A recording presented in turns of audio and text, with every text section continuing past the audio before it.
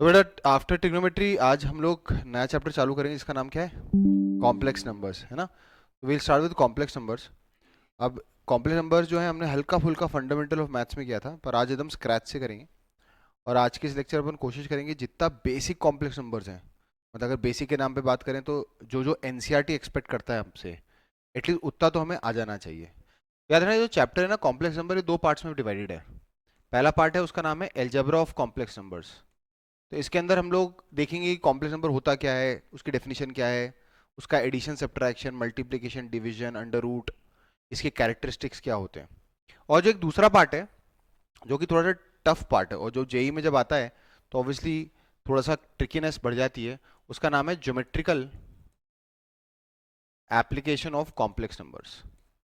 अब ये जो geometrical application of complex numbers है, CN stands for complex numbers. हाँ, तो ये geometrical application of complex numbers है, ये हम लोग जब कोऑर्डिनेट ज्योमेट्री खत्म हो जाएगा तब तो और फुल फ्लेजेड करेंगे। और अपने रेगुलर लेक्चर्स की सीरीज में हम लोग इसको बस एक हल्का सा बेसिक लेवल पे ही टच अपॉन कर पाएंगे, क्योंकि अभी आपको जो कोऑर्डिनेट ज्योमेट्री के अंदर कर्व्स आते हैं, सर्कल, पैराबोला, एलिप्स, हाइपरबोला, वो नहीं आते हैं।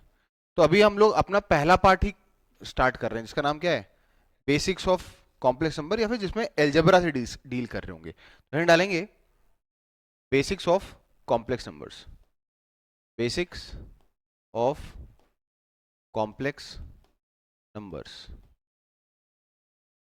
है ना।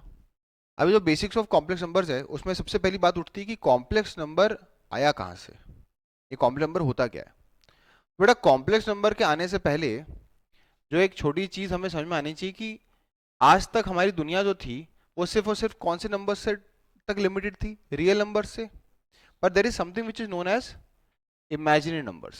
अभी जो इमेजिनरी नंबर्स की दुनिया है वो कहाँ से शुरुआत हुई, तो असली में इसकी शुरुआत चालू हुई क्वाड्रेटिक इक्वेशन से। अभी क्वाड्रेटिक इक्वेशन कहाँ से आ गया एकदम से, बेटा आपको याद होगा जब मैं A X square plus B X plus C is equal to zero लिखता हूँ, तो याद है हम जब धराचार्य लगाते हैं तो alpha beta is equal to minus B plus minus under root of D upon two A आता है ना। अरे डी मतलब डिस्क्रिमिनेंट। क्या आपको याद है जब हम कहते हैं डी ग्रेटर देन जीरो होता है तो हम क्या बोलते हैं, टू डिस्टिंक्ट रियल रूट्स। फिर जब हमारा डी इक्वल टू जीरो होता है तो हम क्या कहते हैं, टू इक्वल रियल रूट्स। पर जब हम डी लेस देन जीरो लिखते हैं तो हम क्या बोलते हैं, no real root, no real roots. तो जैसे इंसान जो है ना वो क्यूरोसिटी का पुतला है एक तरीके से ना, तो उसको क्यूरोसिटी जागी कि भाई मान लेते हैं under root of discriminant negative हो गया तो हम नो रियल रूट क्यों बोलते हैं, क्योंकि अंडर रूट के अंदर एक नेगेटिव क्वांटिटी आ जाएगी, और अंडर रूट के अंदर एक नेगेटिव क्वांटिटी आएगी तो इसका मतलब कोई ऐसा रियल नंबर तो है नहीं जिसका स्क्वायर करने पे नेगेटिव आ जाए, है ना। जैसे अगर मैं तुमसे बोलूं अंडर रूट ऑफ -4 क्या होगा, तो आप इसको x लिख दोगे। पर अगर तुम स्क्वायरिंग बोथ साइड करोगे तो आपका आएगा एक्स स्क्वायर इक्वल टू -4। अब x रियल तो हो नहीं सकता, क्योंकि किसी भी रियल नंबर का स्क्वायर हमेशा क्या होता है, नॉन नेगेटिव। तो वो किसी नेगेटिव क्वांटिटी के बराबर तो हो नहीं सकता।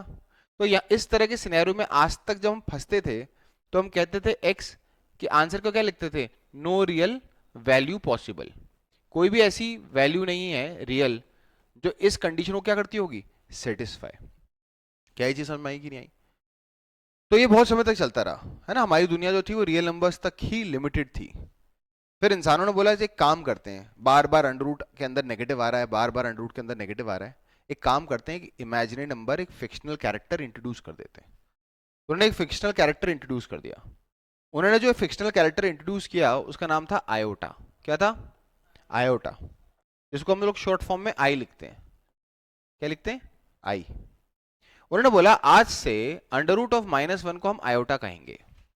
कभी भी अंडर रूट ऑफ -1 आएगा तो उसे क्या कहेंगे हम, आयोटा, आई कर देंगे।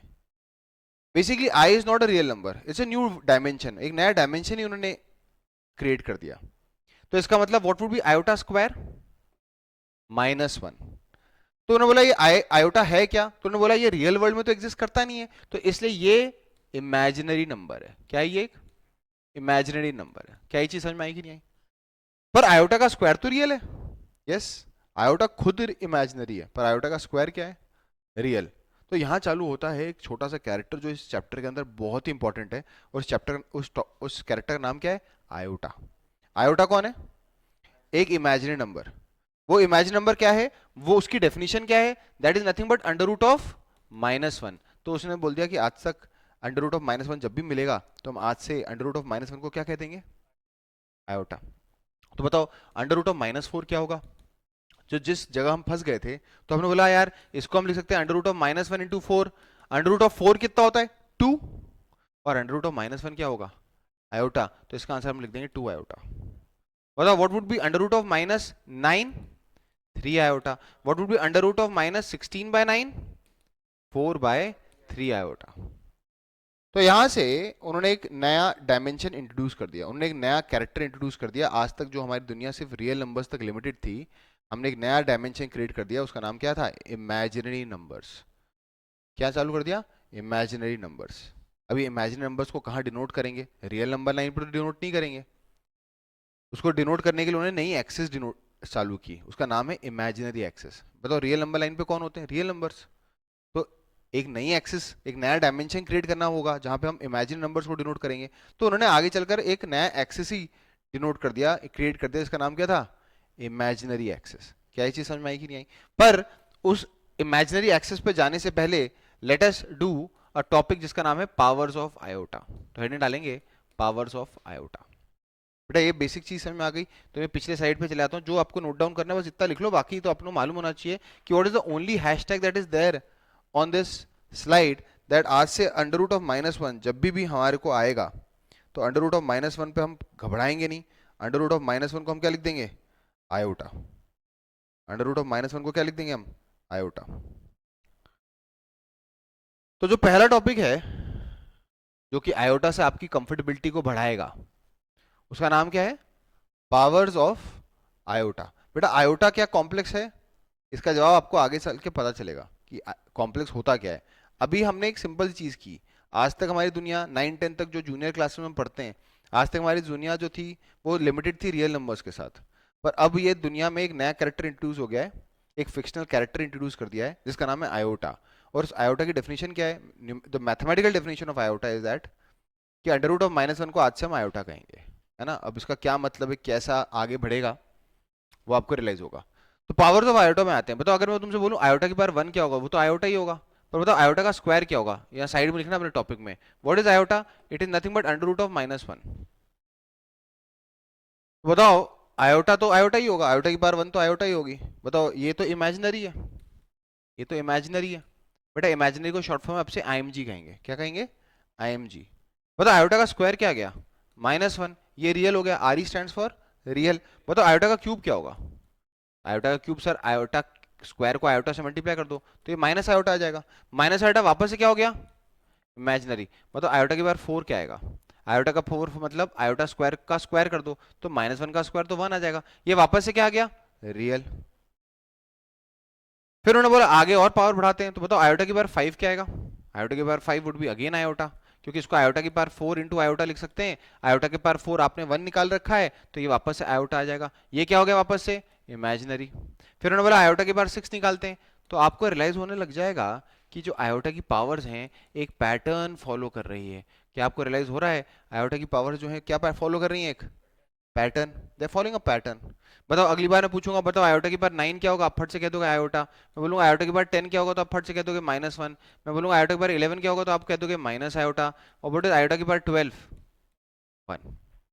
अभी जो पैटर्न हमने यहाँ लिखा है इसको ऑब्जर्व करते हैं तो कितने लोगों को रियलाइज होता है, इस पैटर्न को ऑब्जर्व करने के बाद हमारे पास बहुत इंपॉर्टेंट चीज आती है कि आयोटा की पार कभी भी इवन आ जाए, आयोटा की पार कभी भी इवन आ जाए। मतलब व्हाट इज आयोटा की पार इवन, देखो आयोटा की पार इवन, आयोटा की पार इवन, आयोटा की पार इवन बाय डिफॉल्ट क्या आता है, रियल ही आता है। अगर मेरे पास आयोटा की पार कोई इवन नेचुरल नंबर आ जाए तो बाय डिफॉल्ट क्या आएगा, वो एक रियल नंबर आएगा। पर अगर मेरे पास आयोटा की पार कोई ऑड नेचुरल नंबर आ जाए या ऑड इंटीजर आ जाए तो इसका आंसर क्या आएगा, इमेजिनरी। इसका आंसर क्या आएगा, इमेजिनरी। और अगर मैं बारीकी से ऑब्जर्व करूं तो क्या आप देख सकते हो आयोटा की पावर 4 का मल्टीपल हमेशा 1 आ रहा है। देखो व्हाट इज आयोटा की पावर 4, 1। आयोटा की पावर 4 8 जो है 4 का मल्टीपल है 1। आयोटा की पावर 12 4 का मल्टीपल है 1। बताइए व्हाट इज आयोटा की पावर 4 का मल्टीपल +1, वो हमेशा आयोटा ही आ रहा है। देखो आयोटा की पावर 4 का मल्टीपल +1, आयोटा आ गया। आयोटा के बाद 4 का मल्टीपल +1, आयोटा आ गया। तो इसका मतलब आयोटा के बाद 4 का मल्टीपल 1 तो हमेशा आयोटा आएगा। मतलब व्हाट इज आयोटा की पावर 4 का multiple +2 -1, and what is iota की पावर 4 का multiple +3, it is minus iota. तो आपने देखा कि आयोटा जो है वो एक पैटर्न फॉलो कर रहा है। वो जो पैटर्न है उसमें बड़े आराम से देख सकते हो कि आयोटा के पार 4 का मल्टीपल हमेशा 1 हो जाता है। याद रखना, अगर आयोटा के पार 4 का मल्टीपल 1 होता है तो जैसे एक और आयोटा बढ़ाओगे तो आंसर आयोटा ही आएगा। एक और आयोटा बढ़ाओगे तो आयोटा स्क्वायर आ जाएगा जो कि -1 हो जाएगा। एक और आयोटा बढ़ाओगे तो वो क्या बन जाएगा, माइनस आयोटा।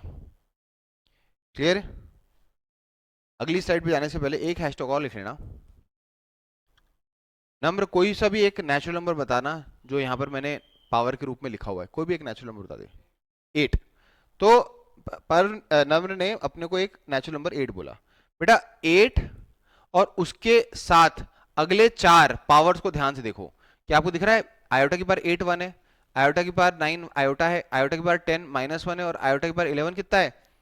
बताओ इन तीनों का सम क्या होगा? इन तीनों का सम 1 -1 से कट जाएगा, आयोटा माइनस आयोटा से कट जाएगा। बताओ इनका सम क्या है? 0। तो हमारे पास एक और हैशटैग आ गया जिसको पहले अभी इंग्लिश में लिख रहे हैं। Sum of any 4 consecutive powers of iota जो है वो 0 ही आएगा। हमेशा 4 कंसेक्यूटिव पावर्स का सम 0 ही आएगा।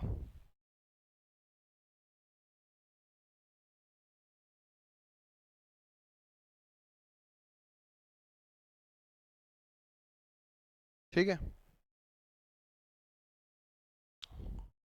अब मान लेते हैं कोई मुझे बोलता है, ये सारे हैशटैग साथ लिखते हैं ना, तो मुझे बोलता है कभी मुझे रेसिप्रोकल ऑफ आयोटा निकालना हो, तो क्या आप देख सकते हो 1 by iota is the reciprocal of iota. बताओ इस 1 को क्या लिख सकता हूं मैं? आयोटा की पावर 4। बताओ आयोटा की पावर 4 1 ही होता है ना। बताओ आयोटा की पावर 4 में से अगर आयोटा डिवाइड करूंगा तो क्या बचेगा? आयोटा का cube. What is iota cube? Minus iota. तो हमारे पास एक अगला हैशटैग आ जाता है, कभी भी 1 की पावर 1 बाय आयोटा आ जाए तो उसको सीधे लिख देना माइनस आयोटा। क्या लिख देना? Minus iota. जो तो फर्स्ट कैटेगरी ऑफ क्वेश्चन है वो तो आयोटा के इंट्रोडक्शन पे ही है। आयोटा का इंट्रोडक्शन मतलब आयोटा क्या होता है वो हमने देख लिया, और फिर हमें देखना है कि आयोटा की पावर्स एक पैटर्न को फॉलो करते हैं। आयोटा की जो पावर्स हैं वो एक पैटर्न को फॉलो करते हैं, और उस पैटर्न पे बेस्ड कुछ क्वेश्चंस को हम लोग अब टारगेट करेंगे। स्टार्ट करें? बताओ आयोटा के पावर इवन। अच्छा एक चीज, एक दो चीजें लिखो मत पर ऑब्जर्व कर लो। बताओ आयोटा के पावर इवन हमेशा रियल है जब जब वो 2 का मल्टीपल है, सिर्फ 2 का मल्टीपल हो, सिर्फ 2 का मल्टीपल हो तो आंसर -1 आएगा। पर जब जब वो 2 का भी मल्टीपल हो और साथ साथ में 4 का भी मल्टीपल हो तब आंसर क्या आएगा? 1। क्लियर है? जैसे कि अगर मैं तुमसे बोलूं आयोटा के पावर 100 बताओ, बताओ जल्दी। आयोटा के पावर 100 इवन है ना? इवन है तो मतलब आंसर रियल आना है। बताओ 100 इवन है, 100 2 का मल्टीपल है? हाँ है। क्या ये 4 का मल्टीपल भी है? हाँ है, तो 1 आएगा आंसर। पर अगर मैं बोलूं आयोटा की पावर 98, बताओ आयोटा की पावर 98 2 का मल्टीपल तो है पर 4 का मल्टीपल नहीं है, तो आंसर क्या आएगा? -1। और हमें मालूम ही था आयोटा की पावर कोई भी इवन पावर हो वो तो रियल आना ही है, और उस रियल में बेसिकली आंसर दो ही कैटेगरी के हो सकते हैं, या तो आंसर 1 आना है या फिर आंसर -1 आना है। ये 1 कब आता है? जब वो पावर क्या हो?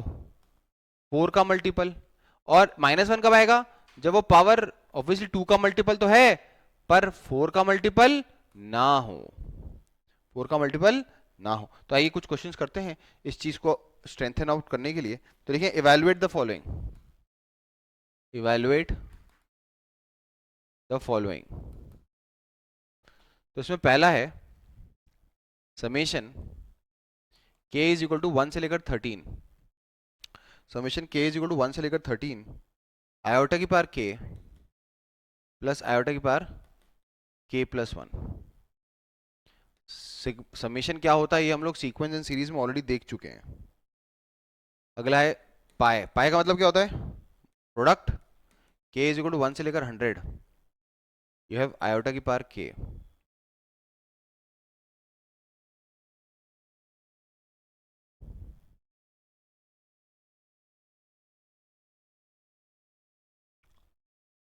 तो बताइए जो पहला क्वेश्चन है उसको अगर मैं डिकोड करूंगा तो मेरे पास क्या आएगा।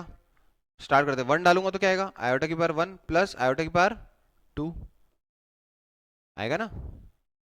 बताओ के को 2 डालूंगा तो क्या आएगा, आयोटा की पावर 2 प्लस आयोटा की पावर 3 प्लस जब मैं 3 डालूंगा तो क्या आएगा, आयोटा की पावर 3 प्लस आयोटा की पावर 4 एंड सो ऑन चलता रहेगा। मतलब लास्ट ब्रैकेट में आयोटा को जब के जगह 13 डालूंगा तो क्या आएगा, आयोटा की पावर 13 प्लस आयोटा की पावर 14।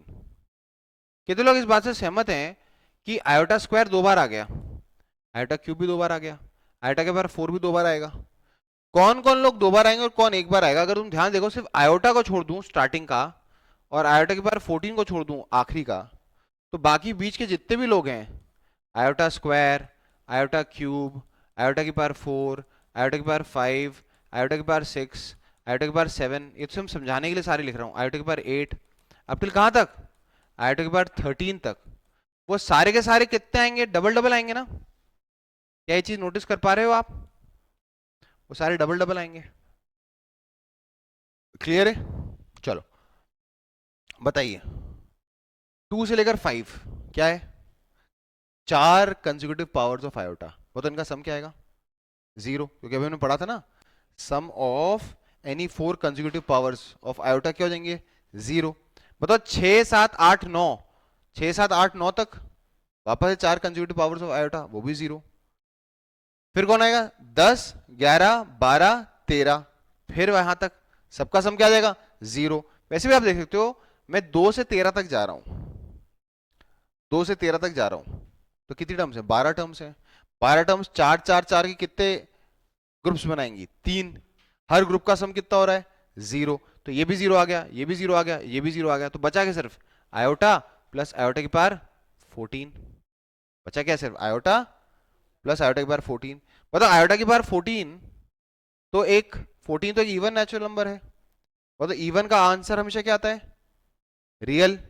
अब बताओ +1 आएगा कि -1 आएगा, -1, क्योंकि 14 2 का तो मल्टीपल है और 4 का मल्टीपल नहीं है, तो आंसर -1 आएगा। इसको लिखते कैसे हैं, जनरली ये रियल पार्ट है, इसको पहले लिख देते हैं और इसको बाद में लिख देते हैं।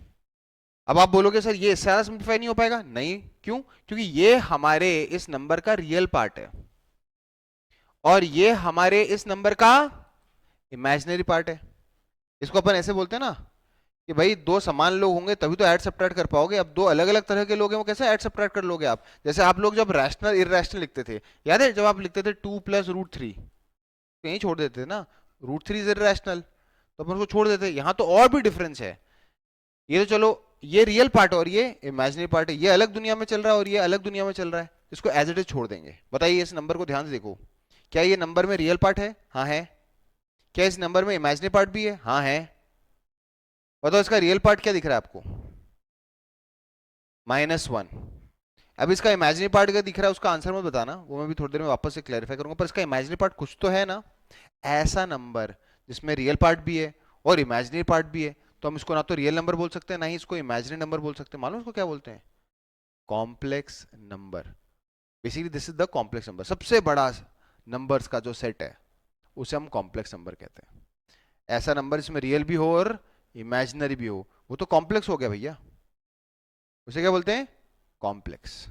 लिख लें इसको, अगले क्वेश्चन की तरफ चलते हैं, अगले क्वेश्चन की तरफ चलते हैं। अगले क्वेश्चन में पाई है, पाई, पाई मतलब प्रोडक्ट, पाई मतलब प्रोडक्ट। बताओ इसमें काउंटर क्या है, के कहां से कहां तक जा रहा है 1 से 100 तक, थोड़ा नीचे हो गया इसको थोड़ा और ऊपर कर देता हूं।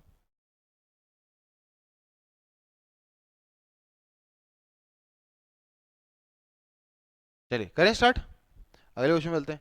मतलब अगला क्वेश्चन क्या बोल रहा है हमको, पाए निकालो, प्रोडक्ट निकालो, काउंटर कहां से कहां तक आ रहा है के 1 से लेकर 100 तक और ये आयोटा की पावर क्या है के। बताओ पाए मतलब प्रोडक्ट, बताओ पहला जब हम 1 डालेंगे तो क्या आएगा आयोटा की पावर 1 इंटू अगला क्या आएगा आयोटा की पावर 2 इंटू अगला क्या आएगा आयोटा की पावर 3 और ऐसा मल्टीप्लाई कर देंगे कहां तक आयोटा की पावर 100 तक। कितना मालूम है ये आयोटा की पावर क्या आएगा 1 + 2 + 3 and so on up till कहां तक 100 तक। बताओ 1 से लेकर 100 तक का सम हमने रटा रखा है मैंने आपको 50 50 याद है, नहीं तो एपी के एपी के कंसेप्ट से लगा लो, n/2 first term plus last term, simplify कर लेना, ये आएगा आयोटा 55, 55 नहीं 50, 50 इंटू 101, तो आंसर क्या आएगा आयोटा की पार 5050। अब 5050 को देखिए परेशान मत हो जाना, क्या ये इवन है? हाँ है।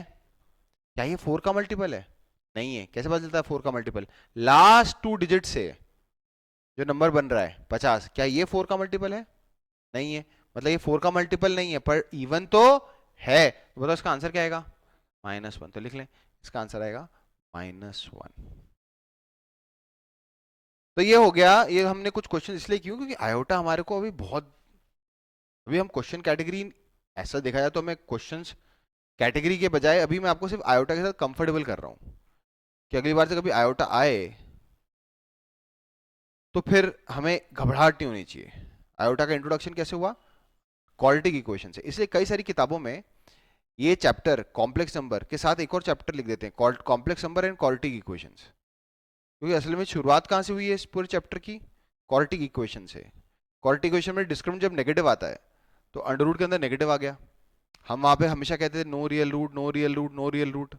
जमाना बीत गया नो रियल रूट करके, फिर इंसान को क्यूरोसिटी जागी, बोले चलो यार, होती ना क्यूरोसिटी होती है, कई बार अपने पास कोई लेदर की बॉल होती है, हम क्रिकेट खेल रहे होते हैं, हल्की सी फटने लग जाती है, तो वो लड़कों में तो खासतौर पे क्यूरोसिटी, जरा फाड़ के देखते हैं अंदर क्या निकल रहा है, तो अपन पूरी फाड़ फूड़ के देखते हैं, अच्छा रुई तो भरी पड़ी है इसके अंदर, है कि नहीं? तो वही क्यूरोसिटी है। पुरानी किसी रिमोट कंट्रोल कार से खेल रहे थे, खेलते गए, पहले तो इतना सहेज के लगते हैं कि गलती से कि खरोच तक ना आ जाए, पर फिर उसके बाद उसको गिरा गुरु के सब जब स्टंट कर लेते हैं, उसके बाद लगता है चलो खोल के देखते हैं कहीं अंदर नासा की चिप ना निकल आए, है ना, कहीं नासा की चिप ना हो। तो उस तरह की क्यूरोसिटी जागी, तो रियल नंबर्स ही चला। ये तो इवोल्यूशन साइकिल है ना, जैसे आप फिजिक्स में पढ़ते हो ना, पहले इवोल्यूशन साइकिल में कौन सा मोशन आया? 1D मोशन, फिर बोला हो गया 1D मोशन, आइए अब 2D मोशन पे आते हैं, तो ही तो आपने प्रोजेक्टाइल मोशन ये सब चीजें पढ़ना चालू करते हो। तो वही चीज है कि क्यूरोसिटी जागी कि भाई ठीक है रियल नंबर है, रियल नंबर की दुनिया है, अच्छी बात है, उन नंबर्स को जो हम रियल वर्ल्ड में इमेजिन कर सकते हैं उनको रियल नंबर्स बोलते हैं। पर कुछ ऐसे सिनेरियो भी हो सकते हैं जो फिक्शनल हो सकते हैं, तो उन्होंने फिक्शनल कैरेक्टर इंट्रोड्यूस किया, और वो था आयोटा। अभी हमने इस क्वेश्चन के डिस्कशन के दौरान देखा कि एक ऐसा नंबर भी एग्जिस्ट कर सकता है जिसका रियल पार्ट भी और इमेजिनरी पार्ट भी है, उसे हम क्या बोलते हैं?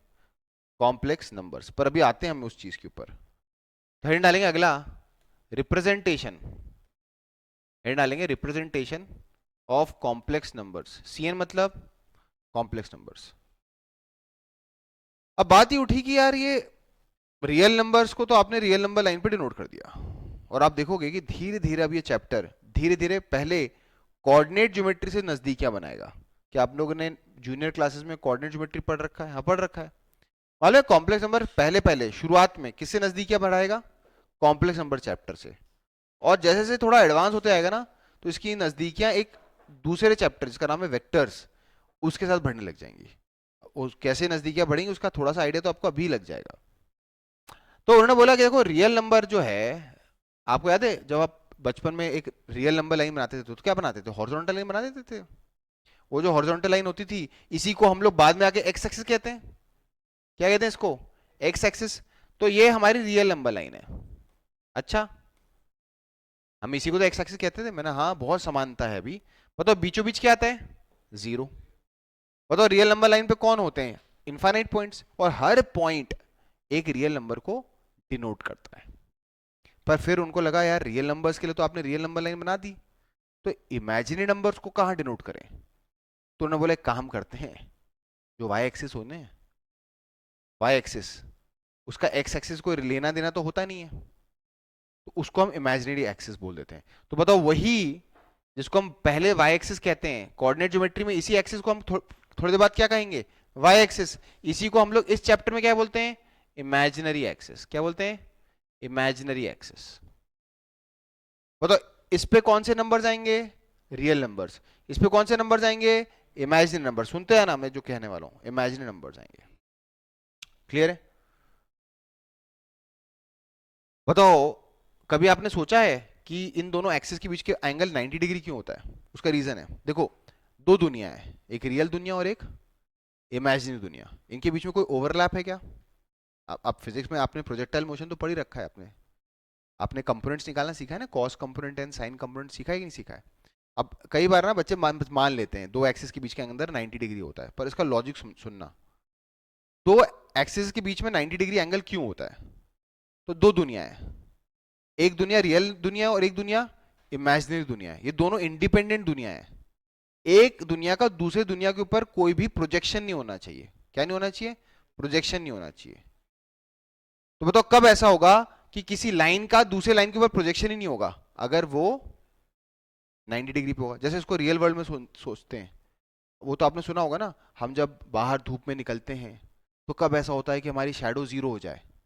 जब दोपहर के 12 बजे सन हमारे एकदम ऊपर होगा तो हमारी शैडो एकदम नीचे होगी, जीरो हो जाएगी। मतलब हमारी धरती पे प्रोजेक्शन कितना है? जीरो। अरे प्रोजेक्शन कितना है? जीरो। उसी तरीके से अगर एक हॉरिजॉन्टल लाइन है उसके ऊपर मैं एक वर्टिकल लाइन बना दूं तो इसका इसके ऊपर प्रोजेक्शन कितना है? जीरो। इसकी कोई शैडो ही नहीं ना उसके ऊपर। अगर यहां बल्ब लगा दो ऊपर तो ऊपर से रोशनी डालोगे तो इसकी इसके ऊपर कोई शैडो है ही नहीं। अरे जैसे आपने मूवीज में देखा है, हॉरर मूवीज देखी कि नहीं देखी? हॉरर मूवीज, हॉरर मूवीज में क्या बताते हैं? ये थोड़ा सा फिलोसफिकल है। हॉरर मूवीज में क्या बताते हैं वो लोग? कि भाई एक रियल वर्ल्ड की दुनिया है जहाँ पे रियल लोग घूम रहे हैं, वहीं एक पैरेलल वर्ल्ड है जहाँ पे मरे हुए लोग घूम रहे हैं, उनको हम भूत कहते हैं, पर उनकी अपनी अलग दुनिया है। वो आते हैं ना कई सारे, हॉलीवुड में तो वो कई सारी वो साइंस फिक्शन मूवीज बनाते हैं कि तेरा पैरेलल वर्ल्ड, अभी इस क्लासरूम में मैं पढ़ा रहा हूँ, आप कुछ लोग बैठ के पढ़ रहे हैं, हो सकता है इसी क्लासरूम में किसी अलग दुनिया में कोई और पढ़ा रहा होगा और कोई और बच्चे बैठे होंगे। अरे होता है ना ये पैरेलल वर्ल्ड का जो कंसेप्ट आता है, पैरेलल वर्ल्ड। अब उनको हम नहीं दिख रहे, हमें वो नहीं दिख रहे, पर अगर तुम में से किसी एक व्यक्ति को वो दिखने लग जाए तो हम क्या चिल्लाएंगे उनको देखकर? भूत। क्यों हो गया? भूत क्यों बोलेंगे? क्योंकि हमारी दुनिया एक दूसरे से ओवरलैप कर रही है। वो ओवरलैप या उनकी छाव, छाया, इसलिए पुरानी पिक्चर में आपने देखा ना, पुरानी पिक्चरों में भूत को हमेशा एक छाया के रूप में दिखाते हैं। छाया मतलब शैडो है वो किसी चीज की। तो कब किसी एक एक्सिस की दूसरे एक्सिस पे शैडो नहीं पड़ेगी? अगर उनके बीच का एंगल क्या होगा? 90 डिग्री। इसलिए दो इंडिपेंडेंट एक्सिस हैं। अच्छा बताओ, अब ये बात तो खत्म करते हैं। बताओ ये रियल एक्सिस है, इस पे कौन से नंबर्स आएंगे? Real numbers. बताओ यहाँ जीरो आता है तो यहाँ क्या आता है? 1। यहाँ क्या आता है? 2। यहाँ क्या आता है? 3। यहाँ क्या आता है? -1। यहाँ क्या आता है? -2। यहाँ क्या आता है? -3। ये तो हमें बचपन से पता है, इसलिए हमें कोई टेंशन की बात नहीं है। पर अगर मैं तुमसे बोलूं आयोटा को डिनोट करो, तो आयोटा जो है इसका कोफिशिएंट कितना है? 1। ये आयोटा ये बता रहा है कि मेरे साथ लगी हुई चीज इमेजिनरी है, सिर्फ इतना बता रहा है ये। तो बताओ रियल एक्सिस पे अगर मैं 1 को डिनोट कर रहा हूं, इसका क्या मतलब? ये आयोटा है। क्या है? तो बताओ अगर मैं 2 को डिनोट करूंगा तो उसका क्या मतलब होगा? 2 आयोटा। 2 आयोटा। 2 आयोटा मतलब ये आयोटा सिर्फ एक रिप्रेजेंटेशन है। ये बताता है मेरे साथ लगी हुई चीज कौन से वर्ल्ड में? इमेजिनरी वर्ल्ड में। इमेजिनरी वर्ल्ड में उसका मैग्नीट्यूड कितना है? 2। तो ये 2 आयोटा। बताइए ये क्या होगा? ये कौन सा पॉइंट है? 3 आयोटा। ये कौन सा पॉइंट है? -1। पर ये लिखेंगे -1, पर इफेक्टिवली ये अगर मैं लिखना चाहूं इस पॉइंट को एज अ नंबर तो ये पॉइंट क्या है? -1। बताओ ये पॉइंट क्या है? -2। तो अब सबसे पहले तो आपका एक भ्रम दूर कर दूं, इस चैप्टर का नाम जरूर है कॉम्प्लेक्स नंबर, पर असल में एक कॉम्प्लेक्स नंबर नंबर नहीं है, वो एक पॉइंट है। मैं तुमसे बोलता हूं 2, 2 रियल होता है, असल में वो एक पॉइंट है ऑन द रियल एक्सिस जिसके कोऑर्डिनेट्स क्या हो सकते हैं? 2,0। जब मैं कहता हूं आयोटा तो उसका क्या मतलब है? वो एक नंबर है, उसका रियल पार्ट तो 0 है, पर उसका इमेजिनरी पार्ट कितना है? 1। ऐसे ही वेक्टर्स में होता है, हल्का फुल्का वेक्टर्स पढ़ा कि नहीं पढ़ा आप लोगों ने फिजिक्स में? जब आप कहते हो 2i cap plus 3j cap, इसका क्या मतलब होता है? क्या ये दोनों कभी ऐड होने वाले हैं क्या? नहीं। पर इसका मतलब क्या होता है? ये जो 2 है वो किसका कोफिशिएंट है? आई कैप का। मतलब ये कह रहा है कि ये आई कैप से ये डिनोट कर रहा है कि भाई ये जो वेक्टर इसका एक्स एक्सिस पे कितना प्रोजेक्शन है? 2। और ये जे कैप का कोफिशिएंट क्या है? 3। वो सिर्फ यही तो बता रहा है कि इसका वाई एक्सिस पे प्रोजेक्शन कितना है? 3। अच्छा तो फिर ये प्लस का डिनोट कर रहा है? ये प्लस बस ये बताता है कि हम साथ साथ हैं, पर फ्यूचर में कोई ऐड नहीं होने वाला है इसमें, बॉड मास वॉड मास नहीं लगने वाला है, ये ऐड ही नहीं हो सकती, दो अलग अलग दुनिया है। बताइए अगर मैं कहता हूं 2i cap minus 3j cap, ये क्या बताता है? कि इसका एक्स एक्स पे कितना प्रोजेक्शन है? 2। और तो इसका वाई एक्स पे कितना प्रोजेक्शन है? -3। असल में ये 2i कैप -3 की जे कैप नहीं है, ये 2i cap plus of -3 j cap है। और ये प्लस क्या बताता है, हम साथ साथ हैं, मतलब हम साथ में मिलकर एक वेक्टर डिनोट कर रहे हैं। हम साथ में मिलकर एक वेक्टर डिनोट कर रहे हैं जिसका x एक्सिस प्रोजेक्शन 2 है और y एक्सिस प्रोजेक्शन -3 है। तो जो नंबर्स रियल एक्सिस पे हैं वो क्या है? अब हमारी डेफिनेशन थोड़ी थोड़ी चेंज हो रही है, देखना ध्यान से। मैं अपनी टर्मिनोलॉजी भी धीरे धीरे चेंज करने लग जाऊंगा। बताओ ये जो नंबर्स हैं, सॉरी हटा इसको, बताओ ये जो नंबर्स हैं जो येलो वाली लाइन पे हैं, इनको हम क्या बोलते हैं? Real numbers. इनको क्या बोलते हैं? Real numbers. पर आपसे आज से इनको बोलना चालूंगे प्योरली रियल। क्या आपको समझ में आता है इनको प्योरली रियल क्यों कहेंगे? क्योंकि प्योरली रियल है, इनका अंदर कोई भी इमेजिनरी पार्ट नहीं है। बताओ जो नंबर्स इमेजिनरी एक्सिस पे उनको आज से क्या बोलेंगे? प्योरली इमेजिनरी, क्योंकि इनके अंदर रियल पार्ट नहीं है। पर बताइए अगर मैं तुमसे बोलूं ये वाला पॉइंट बताओ, वो तो ये वाला जो पॉइंट है इसको अगर मैं डिनोट करूं एज अ वेक्टर, वो तो इस पॉइंट का रियल एक्सिस पे कितना प्रोजेक्शन है? 2। और वाई एक्सिस पे कितना प्रोजेक्शन है? 1। इसमें रियल पार्ट भी है और इमेजिनरी पार्ट भी है। तो इसे अब हम प्योरली रियल तो नहीं कह सकते, इसे हम प्योरली इमेजिनरी तो नहीं कह सकते, इसको हम कहते हैं कॉम्प्लेक्स नंबर्स। क्या बोलते हैं इसको? Complex number. तो कॉम्प्लेक्स नंबर के नाम से भ्रमित मत हो जाना। कॉम्प्लेक्स नंबर पहले तो अपने मन से हटा लो, कोई नंबर है ही नहीं, वो तो एक पॉइंट है। अब बार बार, और कॉम्प्लेक्स नंबर को हम लोग z से डिनोट करते हैं। किसे डिनोट करते हैं? z से। तो मान लो ये कॉम्प्लेक्स नंबर है, बताओ इस कॉम्प्लेक्स नंबर का रियल पार्ट कितना है? 2। और इसका इमेजिनरी पार्ट कितना है? 1। अब अगर किसी कॉम्प्लेक्स नंबर को डिनोट करना होगा, मान लो मैं तुम्हें बताना चाहता हूं कि कौन सा कॉम्प्लेक्स नंबर है, तो या तो मैं इस तरह से आर्गन प्लेन बनाऊं, इसको आर्गन प्लेन कहते हैं। कौन सा प्लेन कहते हैं? Argand plane. इसको एक्स वाई प्लेन बोलते हैं। एक्स वाई प्लेन कब बोलते हैं? अगर इसका नाम क्या रखता? X axis. इसका नाम क्या रखता? Y axis. ये भी तो ये रियल इमेजिनरी प्लेन है ना। इस रियल इमेजिनरी प्लेन पे ये एक रैंडम सा पॉइंट है, इसका रियल पार्ट कितना है? 2। रियल पार्ट मतलब इसका रियल एक्सिस पे प्रोजेक्शन, और इसका इमेजिनरी पार्ट कितना है? 1। इसको लिखूंगा कैसे? एलजेब्रा। एलजेब्रा में इसको ऐसे लिखते हैं, z is equal to 2 plus 1 iota, या फिर सिंपली क्या कह सकते हैं? 2 प्लस आयोटा। बताओ ये प्लस क्या नोट करता है? हम साथ साथ हैं। बताओ इसका रियल पार्ट कितना है? 2। और इसका इमेजिनरी पार्ट कितना है? 1। आयोटा मत कह देना, आयोटा बस बता रहा है कि मेरे साथ लगी हुई चीज क्या है? इमेजिनरी। तो बताओ ये कॉम्प्लेक्स नंबर नंबर नहीं है, ये तो एक पॉइंट है। बताओ अगर मैं तुमसे बोलूंगा what is R E Z? R is मतलब real. What is real part of Z? 2। And what is I M Z? I M Z मतलब सेल्फ एक्सप्लेनेटरी बेटा, आई एम मतलब imaginary part. What is imaginary part of Z? 1। Iota नहीं बोलना, 1। अरे iota तो बस बता रहा है कि मेरे साथ लगी हुई चीज क्या है? इमेजिनरी। तो बताओ अगर मैं तुमसे बोलूं एक नया कॉम्प्लेक्स नंबर है सपोज z2, और वो है 3 माइनस आयोटा, तो उसका रियल पार्ट कितना है? 3। और इमेजिनरी पार्ट कितना है? -1। क्योंकि असल में ये ऐसा है। क्या ये नंबर है कि एक पॉइंट है? पॉइंट है। बताओ इसका रियल पार्ट कितना है? 3। और इसका इमेजिनरी पार्ट कितना है? -1। तो ये पॉइंट यहां होगा, एट द पॉइंट 3, -1। ये है वो कॉम्प्लेक्स नंबर। सर ये तो वेक्टर्स लग रहा है, मैंने बोला था ना शुरुआत जब होती है तो हमें लगता है कि कॉम्प्लेक्स नंबर की नजदीकियां किससे हैं? कोऑर्डिनेट ज्योमेट्री से। धीरे धीरे जब हम और इन डेप्थ जाने लग जाते हैं तो बताओ हमको क्या लगने लग जाएगा कि complex number is nothing but vectors. Complex number is nothing but vectors. अब ऑब्वियसली मैंने बोला था ना इस चैप्टर को दो पार्ट में डिवाइड किया गया है, एक तो एक एल्जेब्रा ऑफ कॉम्प्लेक्स नंबर और दूसरा क्या है? Geometrical interpretation of complex numbers, geometry of complex number. अब ज्योमेट्री ऑफ कॉम्प्लेक्स नंबर थोड़ा ट्रिकी है, क्योंकि ना तो अभी आपने क्लास 11th में रहते हुए कोऑर्डिनेट ज्योमेट्री अभी पढ़ा है, क्योंकि वो बाद में आने वाला है, और वेक्टर्स तो 12th क्लास में पढ़ते हैं हम मैथ्स के अंदर। थोड़ा बहुत जो आपने पढ़ा हो तो फिजिक्स के पॉइंट ऑफ व्यू से पढ़ा है आपने। तो अभी के लिए याद रखना कि कॉम्प्लेक्स नंबर एक नंबर नहीं है, एक पॉइंट है। वो तो अलग बात है कि जब हम एल्जेब्रा से डील कर रहे होते हैं तो इस तरह हम एक नंबर लिखना चालू कर देंगे। बताओ ये प्लस क्या डिनोट करेगा कभी भी? कि इसका रियल पार्ट हम साथ साथ हैं। क्लियर है? जैसे कि बेटा ये लिखने के बजाय तुम सिंपल ये लिखो, अगर मेरे पास एक कॉम्प्लेक्स नंबर है suppose a plus iota B, बताओ क्या ये प्योरली रियल है? नहीं। इसका रियल पार्ट दिख रहा है a, बताओ इसका इमेजिनरी पार्ट क्या है? b। तो ये जो कॉम्प्लेक्स नंबर है अगर मैं तुमसे बोलूं इसका रियल पार्ट क्या है, बताओ इसका रियल पार्ट क्या होगा? a। और बताओ इसका इमेजिनरी पार्ट क्या होगा? b।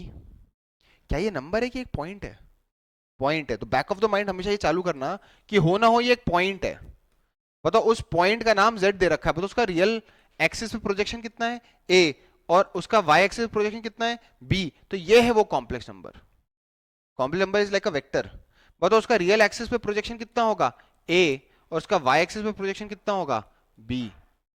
ये हमारा रियल एक्सिस हो गया और ये हमारा इमेजिनरी एक्सिस हो गया.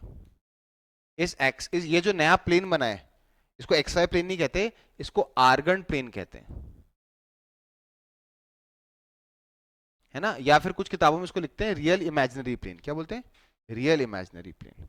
क्या ये चीज समझ में आई क्या? तो बताइए, अगली बार से जब मैं तुमसे कहूंगा एक कॉम्प्लेक्स नंबर है सपोज 3+4 आयोटा, ठीक है ये नंबर है, बैक ऑफ द माइंड पर आपको हमेशा याद रखना है ये नंबर नहीं, असली में एक पॉइंट है. बताओ ये आर्गन प्लेन पे कौन सा पॉइंट है? 3,4. कौन से क्वाड्रेंट में? ये फर्स्ट क्वाड्रेंट में. अगर मैं तुमसे बोलूं बताओ इसका रियल पार्ट क्या है? 3. और बताओ इसका इमेजिनरी पार्ट कितना है? 4.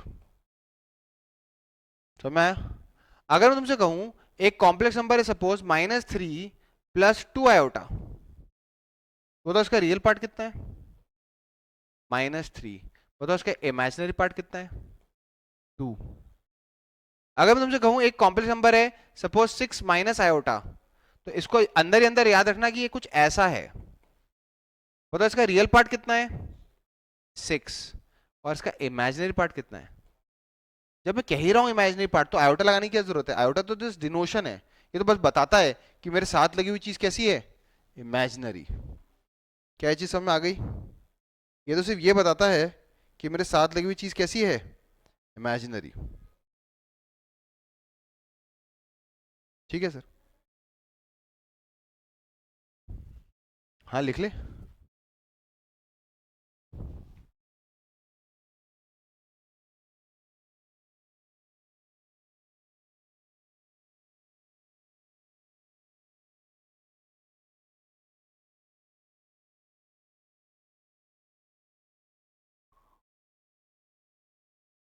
कॉम्प्लेक्स नंबर पढ़ते समय एक चीज का ध्यान हमेशा रखना, ये कॉम्प्लेक्स नंबर जो है वो नंबर जरूर है पर असली में वो एक पॉइंट है.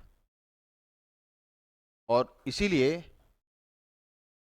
अच्छा बताओ, अगर कभी कभी कह दे कॉम्प्लेक्स नंबर है 3, तो घबरा मत जाना. तुम बोले कॉम्प्लेक्स नंबर 3 कैसा हो सकता है? अरे है 3, इसका इमेजिनरी पार्ट 0 है. बताओ इसका रियल पार्ट क्या होगा इस कॉम्प्लेक्स नंबर का? 3. और इसका इमेजिनरी पार्ट कितना होगा? 0.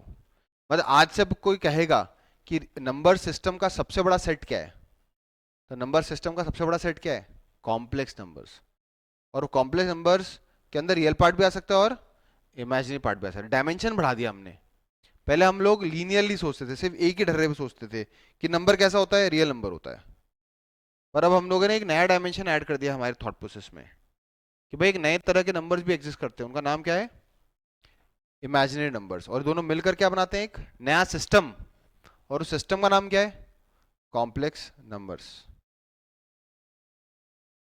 है ना.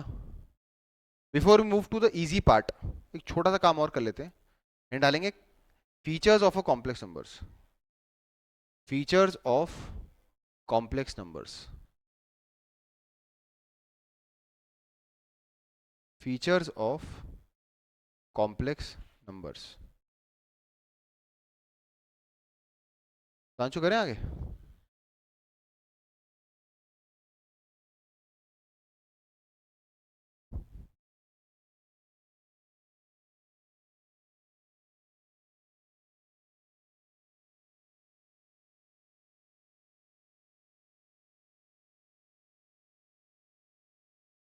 चलो आगे बढ़ते हैं. तो अगला जो हेडिंग है that is features of complex numbers. अब आपको कोई कॉम्प्लेक्स नंबर दे दे सपोज, अब देखो अब इस टॉपिक की नजदीकियां कोऑर्डिनेट ज्योमेट्री वेक्टर्स दोनों के साथ होंगी. बताओ अगर मैं तुमसे बोलूं कि एक कॉम्प्लेक्स नंबर है x+i/y, अभी डिस्कशन के लिए मान लेते हैं x भी पॉजिटिव और y भी पॉजिटिव है, तो बताओ ये नंबर नहीं एक तो पॉइंट है ना. बताओ कौन से क्वाड्रेंट में लाई करता है हमारे आर्गन प्लेन पे? फर्स्ट में. तो हमने रियल इमेजिनरी प्लेन बनाया और यहाँ पे एक z डिनोट कर दिया. मैंने बोला इसका रियल पार्ट x और इसका इमेजिनरी पार्ट y है. पर ऑब्वियसली टू विजुलाइज दिस, मैंने एक वेक्टर टाइप एक्सप्रेशन दिखाया जो कि कहाँ से ओरिजिनेट हो रहा है, ओरिजिन से। बताओ इसका एक्स एक्सिस पे कितना प्रोजेक्शन है, एक्स, और इसका वाई एक्सिस पे कितना प्रोजेक्शन है, वाई। गलत बोल दिया मैं, एक्स एक्सिस नहीं है ये, क्या है ये, रियल एक्सिस है। और ये वाई एक्सिस नहीं है, ये क्या है, इमेजिनरी एक्सिस है। इसलिए आगे चलकर मैं एक्स और वाई बोलना ही बंद कर दूंगा, मैं ए प्लस आयोटा बी लिखूंगा। क्या लिखूंगा, A plus iota B. Clear है यहां तक? There is something which is known as conjugate. पहला फीचर आता है conjugate of a complex number. Conjugate of complex number, conjugate of complex number simple है। अगर z x plus iota, sorry, conjugate को कैसे डिनोट करते हैं, z के ऊपर ऐसे बार लगा देंगे, z बार, इसका मतलब है conjugate of a complex number. अगर z x plus iota y है तो z bar x minus iota y है। ध्यान देखो हमने क्या किया, change the sign of imaginary part. जो इमेजिनरी पार्ट है उसका साइन चेंज कर दिया। ठीक है, वो तो अलजेब्रा है। अगर मैं तुमसे बोलूं किसी कॉम्प्लेक्स नंबर का कॉन्जुगेट निकालो, तो आप क्या करोगे, सिंपली उसमें इमेजिनरी पार्ट का साइन चेंज कर देना। बताओ अगर 2 + 3 आयोटा था, अगर एग्जांपल के तौर पे अगर मैं बोल दूं z है 2 + 3 आयोटा, बताओ z कॉन्जुगेट क्या होगा, 2 - 3 आयोटा। क्लियर? पर इस आर्गन प्लेन पे इसका क्या मतलब है, तो देखो ध्यान से, यहां z है, इसका रियल पार्ट x है और इमेजिनरी पार्ट क्या है। बताओ अगर z कॉन्जुगेट के देखूं तो बताओ उसका रियल पार्ट क्या है, x, और इमेजिनरी पार्ट क्या है, -y। तो x तो सेम है, पर यहां पर आएगा z conjugate which is x, -y। मतलब ये जो कॉम्प्लेक्स नंबर है ये z कॉन्जुगेट है। ध्यान से देखना, इन दोनों का रियल पार्ट तो सेम ही है ना, पर इमेजिनरी पार्ट का साइन चेंज हो गया। तो अगर मैं ज्योमेट्रिकली देख लूं तो मैं क्या कह सकता हूं, z conjugate is image of z in real axis. कितने लोग समझ गए, रेज देयर हैंड। क्या चीज समझ में आया आपको? अरे z conjugate is nothing but image of z in the real axis. अगर मैं रियल एक्सिस को एक मिरर की तरह ट्रीट करूं तो जितना ये ऊपर है z कॉन्जुगेट उतना ही नीचे है। इसका मतलब याद रखना ज्योमेट्रिकली। वो अलग बात है कि थोड़ी देर बाद हम ज्योमेट्री की बात ही करना बंद कर देंगे, क्योंकि जो बेसिक्स ऑफ कॉम्प्लेक्स नंबर है या फिर जो simple algebra of complex number है उसके अंदर हमको ज्योमेट्रिकली सोचना नहीं है। पर आपको बहुत सारी जगहों पे आप बच जाओगे गलतियां करने से, अगर आप अपने बैक ऑफ द माइंड हमेशा एक चीज रखना कि कॉम्प्लेक्स नंबर नंबर नहीं है, वो क्या है, पॉइंट है ना। थोड़े समय बाद हम ये बात करना एकदम बंद कर देंगे, पर याद रखेंगे कॉम्प्लेक्स नंबर एक नंबर नहीं है, वो एक पॉइंट है। तो बहुत सारी चीजें बहुत क्लैरिटी से समझ में आ जाएंगी उसका इसमें।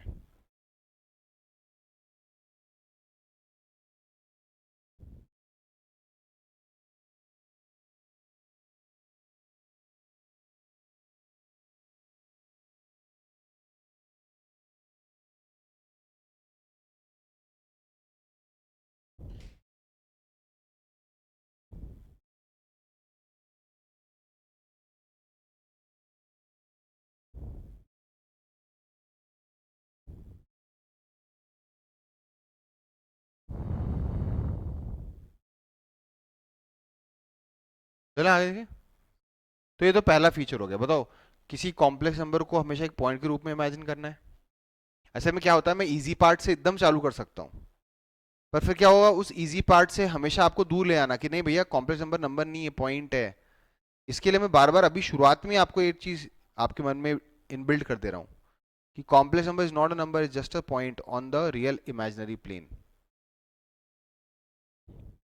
पहला फीचर क्या होता है, conjugate. Conjugate of a complex number हमें क्या करना है, एल्जेब्रिकली जो इमेजिनरी पार्ट है उसका साइन चेंज कर देना है। और ज्योमेट्रिकली इसका मतलब क्या होता है जेड कॉन्जुगेट का, it's the image of Z in the real axis. तो जैसे अगर मैं तुमसे बोलूं, मान लो तुमसे कहूं, इसको थोड़ा छोटा कर देता हूं, मान लो तुमसे कहूं कि z 2 - आयोटा, तो बताओ z कॉन्जुगेट क्या होगा, 2 + आयोटा, है ना। क्या हुआ, मैंने इमेजिनरी पार्ट के साइन को चेंज कर दिया। याद है ना किसके साइन को चेंज करना है, इमेजिनरी पार्ट के साइन को चेंज करना है। पर इसमें बच्चे गलती कहाँ करते हैं मैं आपको बता रहा हूँ अभी। क्या देख बात करूँ, मैं कुछ क्वेश्चंस कराऊं, देखिए फाइंड द, ये पहले फीचर के ऊपर कुछ क्वेश्चंस कर लो। अभी आगे चलकर, अभी तो हम इस डिस्कशन को बंद कर देंगे, आगे चलकर हम कॉन्जुगेट कॉन्जुगेट की प्रॉपर्टीज, अभी तो बस इंट्रोड्यूस कर रहा हूँ कि फीचर्स क्या होते हैं। बताओ पहला फीचर क्या पढ़ा है मैंने कॉम्प्लेक्स नंबर का, कॉन्जुगेट। तो लिखें फाइंड z कॉन्जुगेट इफ, पहला है z is equal to 2 - 3 iota, दूसरा है z is equal to -3 + 2 iota, तीसरा है z is equal to 4 iota, D है z is equal to 1 + √3, E है z is equal to -6 iota, F है z is equal to -8। चलो start करते हैं। बताइए पहले वाले नंबर का z कॉन्जुगेट क्या होगा, 2 + 3 आयोटा। बताओ दूसरे वाले का कॉन्जुगेट क्या होगा, -3 - 2 आयोटा, याद रखना। बताओ अगले वाले का कॉन्जुगेट क्या होगा, -4 आयोटा, क्योंकि आप थोड़े से परेशान हो गए क्योंकि ये असल में 0 + 4 आयोटा है। तो इसका कॉन्जुगेट क्या होगा, 0 - 4 आयोटा, तो कि सिंपल -4 आयोटा है। बताओ इसका कॉन्जुगेट क्या होगा, सेम रहेगा। Very good, very good. अरे बेटा इसमें इमेजिनरी पार्ट है ही नहीं। अरे √3 को लेकर डर मत जाना, √3 है तो रियल ही ना, तो 1 + √3, इमेजिनरी पार्ट तो इसका 0 आयोटा है ना एक तरह से, तो ये सेम ही रहेगा। अच्छा, रियल पार्ट का कॉन्जुगेट रियल ही होता है। और देखो ज्योमेट्री वाइज देखो, अगर कोई चीज रियल है तो वो रियल एक्सिस पे लाई करती है। बताओ उसकी रियल एक्सिस में इमेज कहाँ होगी, वहीं। अरे भाई मान लो ये शीशा है और मैं अपना मुंह सटा के खड़े हो जाऊं इससे, तो मेरी इमेज तो वही बन जाएगी ना। तो इसलिए याद रखना, रियल का कॉन्जुगेट वही होता है, वही होता है। बताओ what is the conjugate of -6 iota, 6 iota. What is conjugate of -8, -8 क्योंकि रियल है।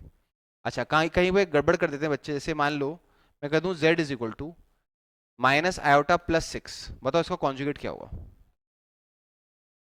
6 + आयोटा, क्योंकि बेटा असल में रियल पार्ट पहले लिख दो, इमेजिन पार्ट बाद में लिख लो, फिर 6 + आयोटा। बताओ what is the first feature that we should be aware of, conjugate क्या होता है। किसी कॉम्प्लेक्स नंबर का कॉन्जुगेट मतलब उसके इमेजिनरी पार्ट को चेंज कर दो, उल्टा कर दो उसके इमेजिनरी पार्ट को।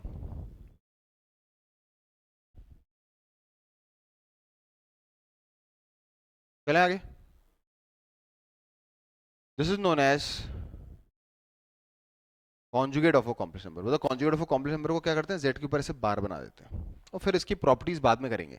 जब तक आप लोग लिख रहे हो, जैसे प्रॉपर्टीज में क्या क्या पढ़ने वाले हैं, जैसे बताओ मैं एक छोटा सा प्रॉपर्टी लिखता हूँ, ये लिखना मत, ये अभी तो पूरा लेक्चर ही इसके ऊपर है। अभी तो आज अपन अलजेब्रा ऑफ कॉम्प्लेक्स नंबर खत्म कर रहे हैं।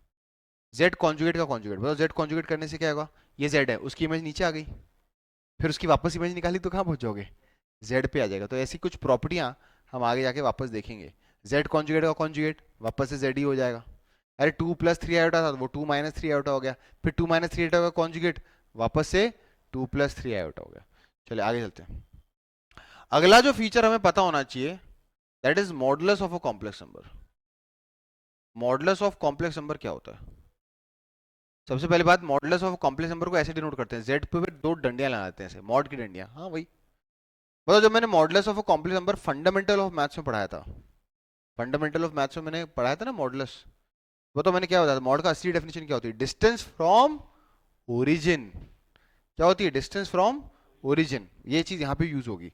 मान लो मेरे पास z है a + i बताओ ये एक नंबर है कि एक पॉइंट है, ये पॉइंट है, ये रियल एक्सिस है और ये इमेजिनरी एक्सिस है। इसके ऊपर मैंने एक पॉइंट ले लिया z, बताओ उसका रियल पार्ट क्या है a, उसका इमेजिनरी पार्ट क्या है b। बताओ इसकी डिस्टेंस फ्रॉम ओरिजिन क्या होगी, ये अगर ये ओरिजिन है तो इसकी डिस्टेंस फ्रॉम ओरिजिन ये होगी ना। ये जो डिस्टेंस होती है इसी को हम मॉड z कहते हैं, इस दूरी को हम मॉड z कहते हैं। सर इसका कोई फॉर्मूला है, हाँ है। बताओ इसका रियल एक्सिस पे प्रोजेक्शन कितना है a, बताओ इसकी इमेजिनरी एक्सिस पे प्रोजेक्शन कितना है b। By using Pythagoras theorem कितने लोग रियलाइज हो रहा है, modulus of z, modulus of z जो कि इफेक्टिवली मॉड z है, that is nothing but √a² + b²। इसलिए किताबों में फॉर्मूला लिख देते हैं वो कुछ इस तरीके से, mod z is nothing but √real part of z का square plus imaginary part of z का स्क्वायर। क्या ये रॉकेट साइंस है कि ऑब्वियस है, ऑब्वियस है. What is the modulus of a complex number? Under root of real part of Z का square plus imaginary part of Z का square.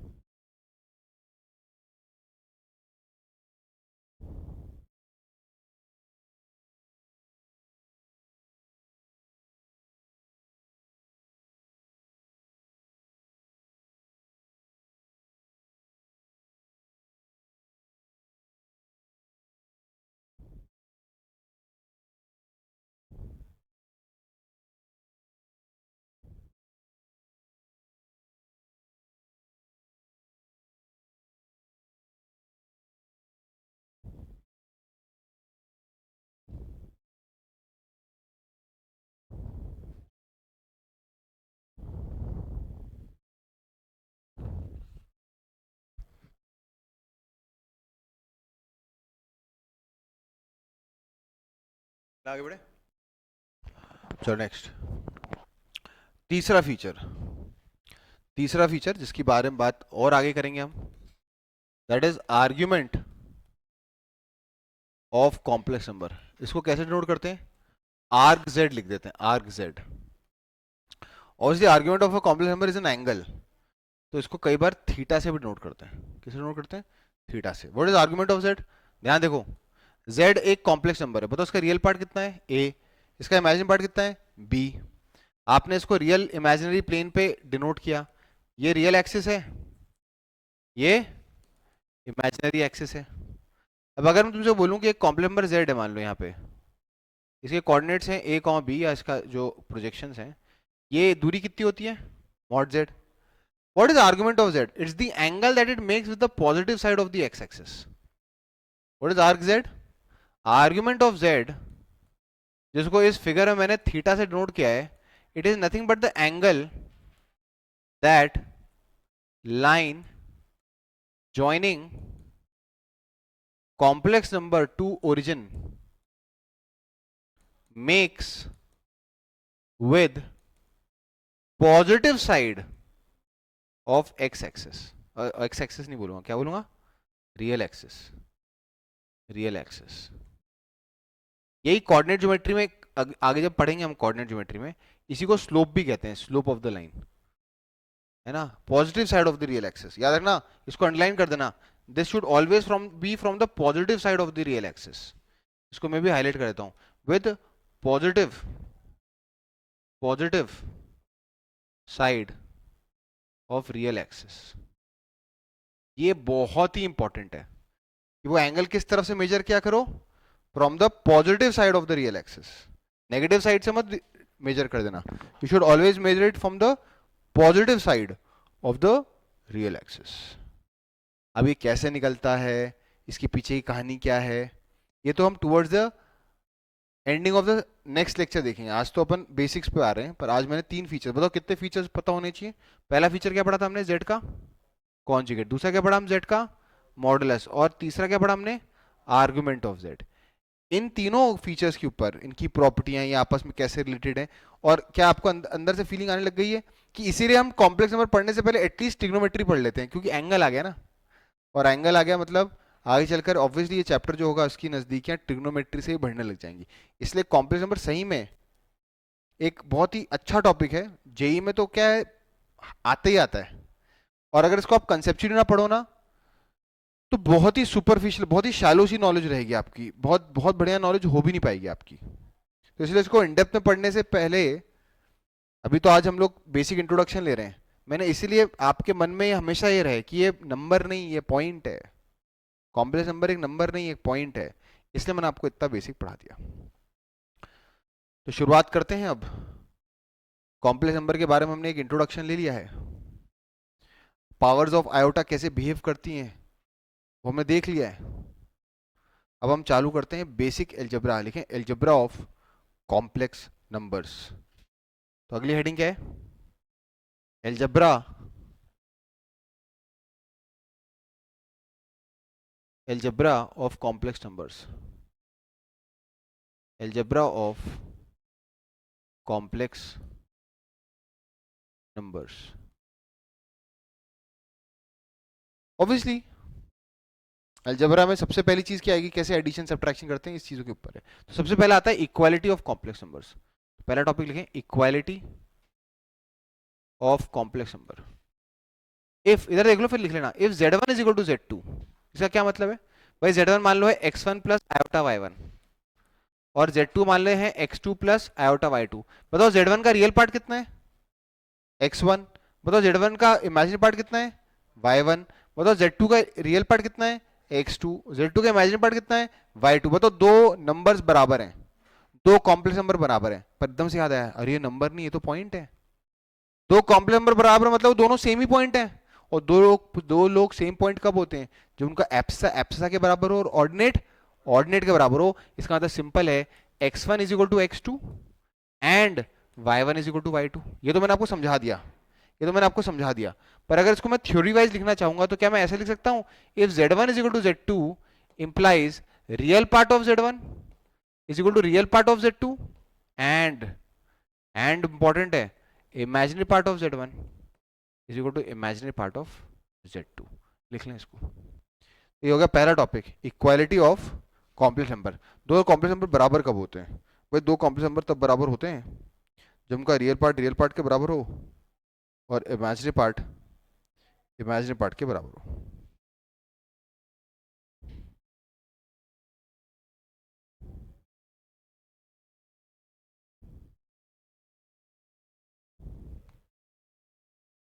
जैसे एक सिंपल सा एग्जांपल लिख देता हूँ साइड में, which is very self explanatory. अगर मैं कहूँ, क्वेश्चन में लिखूं, if x plus Y plus iota times x minus Y is equal to 2 plus iota 3 iota, 2 plus 3 iota, solve for x and y। तो बताओ जो लेफ्ट साइड है उसका रियल पार्ट कितना है, x प्लस वाई। कैसे पहचान आता है रियल पार्ट का, अरे भाई जो बिना आयोटा के वो रियल पार्ट है। बताओ इसका इमेजिनरी पार्ट कितना है, x माइनस वाई। अगर ये कॉम्प्लेक्स नंबर जो लेफ्ट में लिखा है वो राइट साइड के कॉम्प्लेक्स नंबर के बराबर है, इसका मतलब सिंपल है, इसके सोल्यूशन में मुझे क्या स्टार्ट करना है, इंप्लाइज x प्लस वाई की वैल्यू कितनी होगी 2 और x माइनस वाई की वैल्यू कितनी आएगी 3। मतलब दोनों को ऐड करूंगा तो क्या आएगा 2x इज इक्वल टू 5, तो x की वैल्यू क्या आ जाएगी 5/2।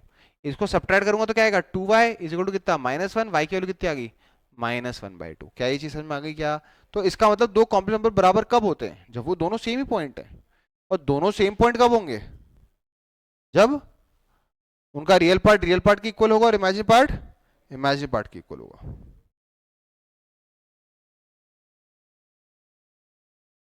क्लियर है ये चीज। आगे बढ़ते हैं, फटाफट लिखते जाओ। एक बार में पूरा अलजेब्रा का जो एडिशन सब्ट्रैक्शन मल्टीप्लिकेशन डिवीजन और रेसिप्रोकल ये फटाफट निपटाता हूँ, फिर क्वेश्चन करेंगे एक साथ। फिर एक square root of a complex number है, वो थोड़ा ट्रिकी है।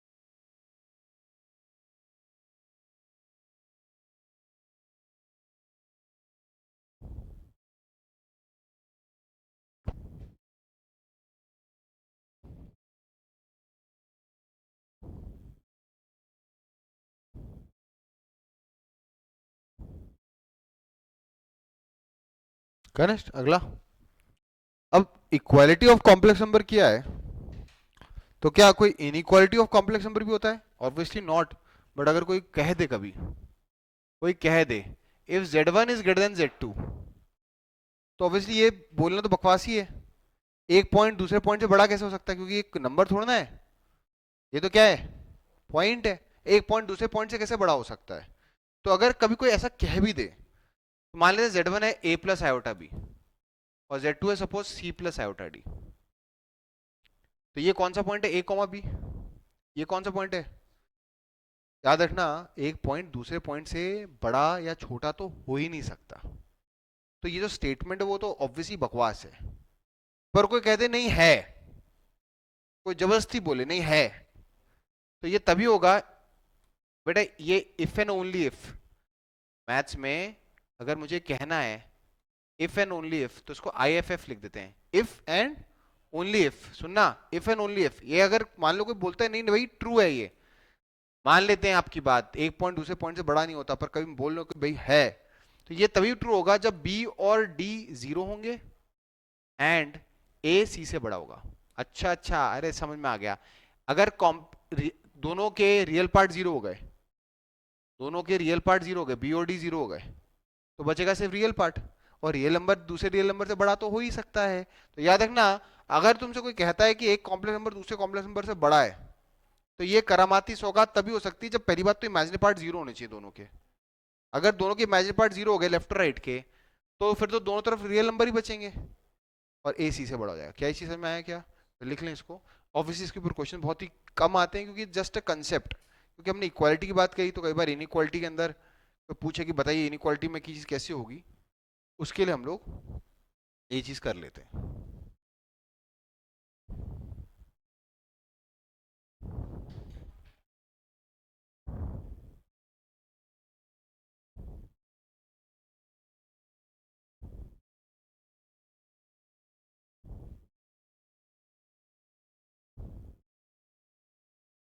अगली हेडिंग है addition and subtraction of complex numbers. Addition and subtraction of a complex numbers. चलें आगे। बेटा इफ इफ का मतलब क्या है यहाँ पर? If and only if. लिख लेना, मैथ्स में कई बार आएगा, इफ एंड ओनली इफ। मतलब ये है तो पॉसिबल ही नहीं है, पर ये एक्सट्रीम सिनेरियो अगर कभी पॉसिबल है उसका एक ही कारण हो सकता है। ठीक है, थर्ड, थर्ड है addition slash subtraction of complex number. ये तो एक लाइन में खत्म हो जाएगा। देखो, एक complex number suppose a plus iota B, उसमें आपको दूसरे complex number c plus iota D को ऐड करना है। तो याद रखना, रियल पार्ट से ऐड होगा, इमेजिनरी पार्ट बस खत्म। तो रियल पार्ट क्या है? a प्लस सी, और इमेजिनरी पार्ट क्या होगा? b plus D. अगर तुमसे कोई कहता है कि a plus iota B complex number है, उसमें से c प्लस आयोटा डी को सब्ट्रैक्ट कर दो, तो इसका मतलब सिंपल है, रियल पार्ट से रियल पार्ट सब्ट्रैक्ट कर दो और इमेजिनरी पार्ट से इमेजिनरी पार्ट सब्ट्रैक्ट कर दो।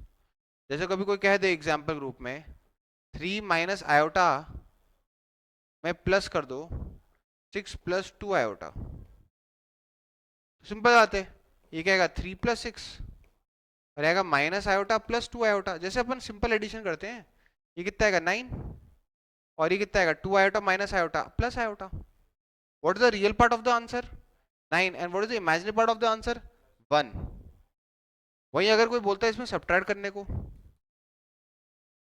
तो जिस तरीके से आप सिंपल सब्ट्रैक्शन करते हो बस वही करना। ये कितना आएगा? 3, ये आएगा 3 minus iota minus 6 minus 2 iota. What is 3 minus 6? Minus 3। What is minus iota minus 2 iota? Minus 3 iota. बताओ what is the real part of the answer? Minus 3। And what is the imaginary part of the answer? Minus 3। Real part भी minus 3 और imaginary part भी minus. मतलब addition subtraction तो बहुत ही basic चीज है, बहुत ही बेयर मिनिमम है एडिशन। और बेटा यही आगे चलकर जब हम ज्योमेट्रिकल इंटरप्रिटेशन में आएंगे, क्या आपने वेक्टर्स में पढ़ा है ट्रायंगल लॉ ऑफ एडिशन? हल्का सा पढ़ा है ट्रायंगल ऑफ एडिशन? यही कॉम्प्लेक्स नंबर में भी ट्रायंगल ऑफ एडिशन आ जाएगा। पर अगर अलजेब्रा के बात में, जैसे आपने वेक्टर्स में पढ़ा होगा, आपने फिजिक्स के अंदर वेक्टर्स में पढ़ा होगा, 2i cap plus 3j cap plus k cap में आप ऐड कर दो suppose minus I cap plus 2j cap minus 6k cap, तो क्या करते हो? फिर आई कैप से आई कैप को ऐड कर देते हो तो आई कैप आ जाता है, जे कैप से जे कैप को ऐड कर देते हो जो कि 5j कैप आ जाएगा, और के कैप से के कैप को ऐड कर देते हो माइनस 5k कैप आएगा। यही करते हो ना? तो ये इसका अलजेब्रा वाला पार्ट है, और एक इसका ज्योमेट्रिकल इंटरप्रिटेशन है जो कि अभी नहीं कर रहे हैं। अभी तो हम सिंपल अलजेब्रा समझने की कोशिश कर रहे हैं कि कॉम्प्लेक्स नंबर क्या होता है। क्लियर है? चलिए नेक्स्ट देखते हैं। अगला टॉपिक है, लिखें मल्टीप्लिकेशन ऑफ कॉम्प्लेक्स नंबर। ये कौन सा टॉपिक है? थर्ड हो गया ना। Fourth, multiplication of complex numbers. Multiplication of complex number, simple multiplication करना है। बस याद रखना, कभी आयोटा स्क्वायर आ जाए तो उसको क्या लिख देंगे? -1। बताओ, कभी आयोटा स्क्वायर आ जाएगा तो क्या लिख देंगे उसको? -1। देखो इधर बोर्ड पे, अगर मान लो z1 को z2 से मल्टीप्लाई करना है, सपोज z1 है a प्लस आयोटा b और z2 है c प्लस आयोटा d। इधर देख लो एक बार, फिर मैं इसको फॉर्मूले के रूप में हटा दूंगा आपको। बताओ इसका रियल पार्ट क्या है? a, इमेजिन पार्ट क्या है? b, इसका रियल पार्ट क्या है z2 का? c। जो बिंदास मल्टीप्लिकेशन करते हो बस वही करो। बताओ a into C, A C, a into D, iota A D, क्योंकि भैया आयोटा भी तो है, आयोटा ए डी। ये क्या आएगा? प्लस आयोटा बी सी, और ये क्या आएगा? Plus iota square B D. पर आयोटा का स्क्वायर क्या होता है? -1। तो ये रियल पार्ट हो जाएगा, ये ए सी, और ये रियल हो जाएगा माइनस बी डी। और ये क्या आएगा? Plus iota A D plus B C. क्या चीज समझ में आ गई? क्लियर है? लिख ले। अब इसको थोड़ा इमेजिन करो, देखो ये कैसा है, इसको कैसे रट सकते हैं। ये बीच का स्टेप करने की जरूरत ही नहीं पड़ेगी। देखो, इस मल्टीप्लिकेशन में रियल पार्ट कब आएगा? जब रियल रियल से मल्टीप्लाई होगा। व्हाट इज a इंटू सी? वो लिख लिया। वो तो एक और रियल पार्ट कब आएगा? जब आयोटा आयोटा से मल्टीप्लाई होगा। What is iota B into iota D? Minus B D, तो माइनस बी डी आ गया। वो तो इमेजिनरी पार्ट कब आएगा? जब इसका रियल इसके इमेजिनरी से मल्टीप्लाई हो, तो आयोटा ए डी। और जब इसका रियल इसके इमेजिनरी पार्ट होगा तो आयोटा बी सी। क्या चीज समझ में आई? जैसे अगर तुमसे बोलूं, इधर देखो, एक स्टेप में करके बताना, 2 + 3 आयोटा को मल्टीप्लाई करके बताओ 6 + आयोटा से, तो आपको बीच का स्टेप नहीं करना। बोलो बताओ, रियल पार्ट कैसे आएगा? 2 × 6 12, 3 × 1 3, पर आयोटा का स्क्वायर -1, तो -3 आया बेटा समझ में? प्लस आयोटा इंटू, बताओ इमेजिनरी पार्ट कैसे आएगा? इसका रियल इसका imaginary. What is 2 × iota? 2 iota. What is 3 iota into 6? 18 iota. तो फाइनली आंसर क्या आएगा? 9 + 20 iota. What is the real part of the answer? What is the imaginary part of the answer? 20। Clear है? Simple multiplication करना है, simple multiplication करना है। तो जो मल्टीप्लिकेशन की जो कुछ आइडेंटिटीज होती हैं, वो भी क्या एज इट इज, क्या एज इट इज लग जाती है? मतलब हाँ, ऑलमोस्ट वैसी की वैसी लग जाएंगी। तो जब तक मैं लिख रहे हो, जो लिख चुके हैं, एक और मल्टीप्लिकेशन करके दिखाना जरा। अगर मैं तुमसे कहता हूँ 1 + 3 आयोटा को मल्टीप्लाई करके बताओ विद से 2 - 4 आयोटा, बताओ आंसर क्या आएगा? तो स्टार्ट करते हैं। बताओ, रियल इंटू रियल 1 × 2 2, और एक और रियल कैसे आएगा? Imaginary into imaginary. What is 3 × 4? Sorry, what is 3 × -4? -12। और iota into iota, iota square, तो +12 हो जाएगा, तो +12 हो जाएगा। प्लस आयोटा इंटू, बताओ इमेजिन पार्ट कैसे आएगा? इसका रियल इसका imaginary. What is iota into -4 iota? -4। What is 3 × 2 + 6, कितना आएगा? 14 + 2 आयोटा, 14 + 2 आयोटा। और बाकी इसको हैशटैग बना लेना आप, इसको आप हैशटैग बना लेना, तो याद कर सको तो कर लेना। बाकी ये तो बहुत सिंपल है। रियल रियल से मल्टीप्लाई होगा और इमेजिन इमेजिनरी से मल्टीप्लाई होगा, तो रियल पार्ट आ जाएगा। रियल एक का इमेजिनरी।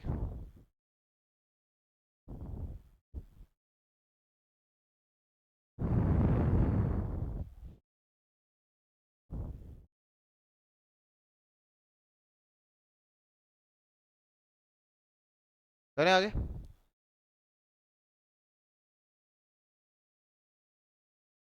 अभी कॉम्प्लेक्स नंबर का मॉड्यूल तो नहीं मिला ना?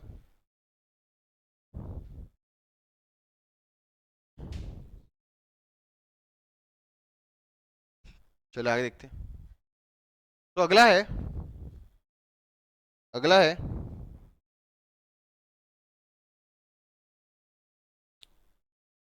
आ, हाँ, हैशटैग लिखें, a + आयोटा b का स्क्वायर बोलूं, a + आयोटा b का स्क्वायर बोलूं, इसका मतलब a + आयोटा b कितनी बार मल्टीप्लाइड है? 2 बार। पर क्या यहाँ पर ए प्लस आयोटा बी का स्क्वायर बोलूं, इसका मतलब इसके अंदर क्या मैं आइडेंटिटी लगा सकता हूँ? हाँ लगा सकता हूँ। बताओ what is A plus B का whole square? A square plus, बताओ यहाँ पे बी के कौन है? Iota B plus 2 × A × iota B. बेटा समझ में आया? हमने वही तो लगाया, ए प्लस बी का होल स्क्वायर लगाया, बस बी के कौन है? Iota B. बताओ यहाँ पर क्या आएगा? A square. बताओ व्हाट इज दिस? आयोटा का स्क्वायर। व्हाट इज आयोटा का स्क्वायर? माइनस होते माइनस बी स्क्वायर आ जाएगा, और प्लस इसमें आयोटा पहले लिख देना 2ab। बताओ इसका रियल पार्ट कितना है? ये रियल पार्ट है, और ये वाला पार्ट कितना है? इमेजिनरी। रियल पार्ट है A square minus B square, और इमेजिनरी पार्ट कितना है? 2ab। बताओ वहीं अगर मैं इसके ये बोलता a माइनस आयोटा बी का होल स्क्वायर, तो जो सीखा वही लगाना, a का स्क्वायर प्लस आयोटा बी का square minus 2a × iota B, यही तो सीखा है अपन ने। तो ये आएगा A square minus B square minus iota 2ab। बताओ इसका रियल पार्ट कितना होगा? रियल पार्ट, इसका रियल पार्ट होगा A square minus B square. और बताओ सोच के बताना इसका इमेजिनरी पार्ट कितना होगा? वेरी गुड बेटा, -2ab होगा, -2ab। क्लियर है? तो लिख लें। अच्छा, अगर कभी ये आ जाए a plus iota B into A minus iota B, तो कितना लगता है इसमें वो आइडेंटिटी लग सकती है A square minus B square वाली? मतलब यहाँ पे ए के कौन है? ए ही है, A square minus B square, B के कौन है? Iota B square. मालूम है आयोटा का स्क्वायर कितना होगा? -1। तो ये बन जाएगा ए स्क्वायर प्लस बी स्क्वायर।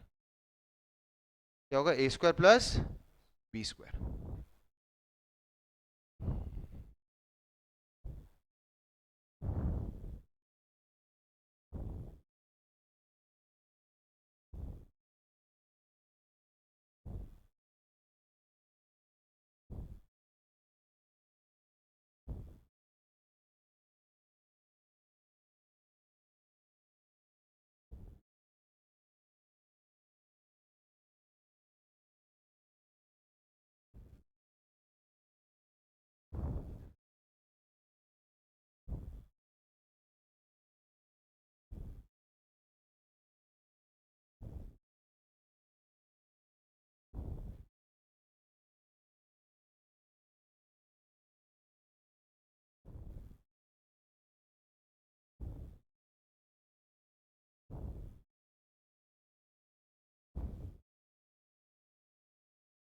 कर आगे, तो जरा कुछ कुछ क्वेश्चंस करके बताना जरा। जैसे मैं तुमसे बोलूँ इवेलुएट, और ये हैशटैग क्यों लिख रहा हूँ? क्योंकि जितने भी लिख रहा हूँ सबके आउटकम्स रटे होने चाहिए। कभी तुमसे बोलूँ 1 प्लस आयोटा का स्क्वायर, जल्दी बताओ क्या आएगा? कभी बोलूँ 1 माइनस आयोटा का स्क्वायर, तो बताओ क्या आएगा? कभी बोलूँ 1 plus iota into 1 minus iota, बताओ क्या आएगा?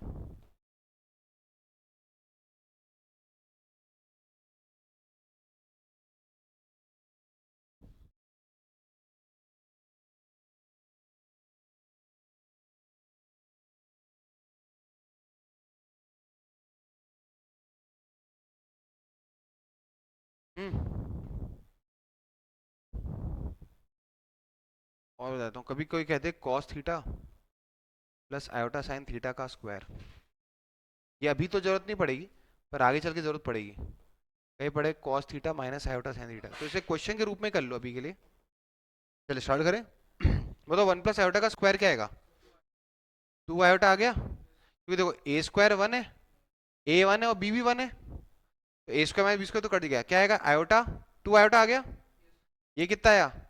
-2 आयोटा आएगा, ये 2 आ जाएगा, है ना?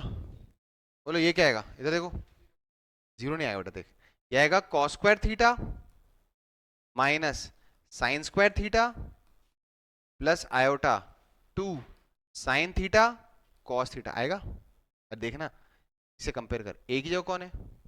Cos theta. बेटा बी की जगह कौन है? Sine theta. तो ए स्क्वायर माइनस बी स्क्वायर मतलब cos square theta minus sine square theta, और ये -2 ए भी हो गया। और ध्यान देखना मैं जो कहने वाला हूँ, बोलो ये क्या है? What is cos square theta minus sine square theta? Cos 2 theta, याद आया trigonometry. And what is 2 sine theta cos theta? Plus iota sine 2 theta. तो इसको भी कर लेना, ये भी आएगा cos 2 theta minus iota sine 2 theta. बेटा आया क्या समझ में? ये अभी के लिए नहीं, पर ये लेटर डाउन द लाइन के लिए। अभी हमारे चैप्टर जब जैसे जैसे आगे बढ़ेगा, उसमें polar calculations and Euler calculations आएंगी, उसके लिए इसे अभी से ही याद करना शुरू कर दूं।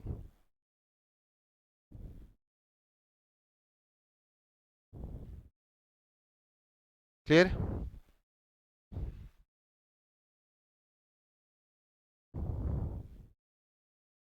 चले अगले पे।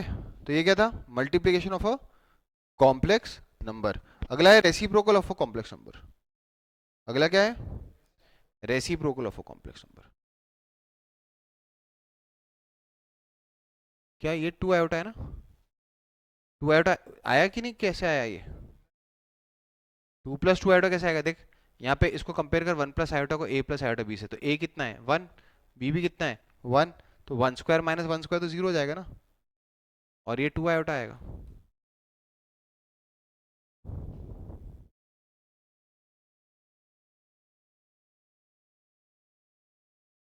ठीक। अगला लिखें, reciprocal of a complex number. कौन सा पार्ट है ये? फोर्थ था मल्टीप्लिकेशन ना, फिफ्थ पार्ट है ये। फिफ्थ पार्ट है रेसिप्रोकल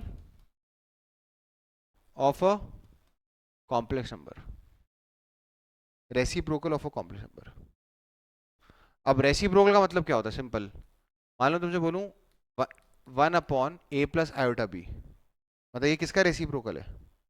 ये रेसिप्रोकल है किसका? a + आयोटा b का। याद रखना, कॉम्प्लेक्स नंबर नंबर तो होता ही नहीं, वो तो पॉइंट है। तो पॉइंट का क्या रेसिप्रोकल? सिंपल सी बात है, ये रेसिप्रोकल का मतलब सिंपल है, डिनोमिनेटर में से आयोटा को हटाओ। रेसिप्रोकल का मतलब सिंपल है, डिनोमिनेटर में से आयोटा को हटाओ। सर ये कैसे हट सकता है? रैशनलाइज करके। सर रैशनलाइज कैसे होगा? सिंपल, जब भी ऐसे सिनेरियो में फंस जाओ रेसिप्रोकल निकालने के लिए, तो आप क्या करो, a - आयोटा b जो कि कॉन्जुगेट है, उससे ऊपर नीचे मल्टीप्लाई डिवाइड कर दो। बताओ a + आयोटा b का कॉन्जुगेट क्या होगा? a - iota b। तो रेसिप्रोकल जैसी कोई चीज ही नहीं होती, बस आपको डिनोमिनेटर में से आयोटा को हटाना है। तो आयोटा को हटाने के लिए क्या करेंगे? a - आयोटा b से, जो कि उसका कॉन्जुगेट है, उससे क्या कर देंगे? Multiply and divide. बताओ ऊपर तो चलो a - आयोटा b ही रहेगा। बताओ अभी थोड़ी देर पहले अपन ने पढ़ा था, what is a + iota b into a - iota b? a² + b²। तो क्या हम इसको ऐसे याद कर सकते हैं? This is nothing but a/a² + b² plus iota times -b/a² + b²। ये इसका रियल पार्ट हो गया, ये इसका इमेजिनरी पार्ट हो गया। क्या ये क्लियर है? जैसे कि अगर कोई एग्जांपल के रूप में कह दे, find the reciprocal of 2 + 3 iota. तो अगर आपको फुल फ्लेजेड स्कूल वूल में आ जाए कभी फुल तो करना हो, तो आप क्या करोगे? 2 - 3 आयोटा से मल्टीप्लाई डिवाइड कर दोगे। जब आप इसको 2 - 3 आयोटा से मल्टीप्लाई डिवाइड कर दोगे, तो ऊपर तो 2 - 3 आयोटा ही रहेगा, पर नीचे क्या आएगा? 2 का स्क्वायर प्लस -3 का स्क्वायर, तो क्या आएगा? 4 + 9 आना ही है। तो a² + b² ही आना है नीचे। तो चाहे वो -3 की जगह +3 की -3 भी होता तब भी यही आता। बताओ ये क्या आएगा? 2/13। What is the real part? यह है 2 - 3 आयोटा बाय 13। इसको अलग अलग कर दो। बताओ ये आएगा 2/13 प्लस, चाहो तो ऐसे ही रहने दो, उससे कोई फर्क नहीं पड़ता, 3/13 iota. What is the real part? 2/13। What is the imaginary part? -3/13। तो अगर ये पूरा ना करना हो, और अभी कभी किसी कैलकुलेशन में जो कि स्पेसिफिकली जेई में आए, और तुमसे कोई कह दे 2 - 3 आयोटा का रेसिप्रोकल बताओ, एक झटके में बताओ। देखो देखो लिखने का स्टाइल, इसका रियल पार्ट क्या है? 2। 2 लिख देना यहाँ पर। बताओ उसका इमेजिनरी पार्ट क्या है? -3। उसका नेगेटिव लिख देना। उसका क्या लिख देना? नेगेटिव। अरे बेटा, रियल को तो रियल लिख देना। बताओ इसका इमेजिनरी पार्ट कितना है? -3। उसका नेगेटिव लिख देना। जैसे देखो ना, ए को ए रहने देना, पर यहाँ बी है ना, तो यहाँ पे इमेजिनरी पार्ट क्या है? -b। और फिर a² + b² डिवाइड कर देना। What is a? 2। What is b? 3। तो 4 + 9 13। 13 से डिवाइड कर देना, आंसर आ गया एक झटके में। समझ में आया कि नहीं आया? तो लिख लें।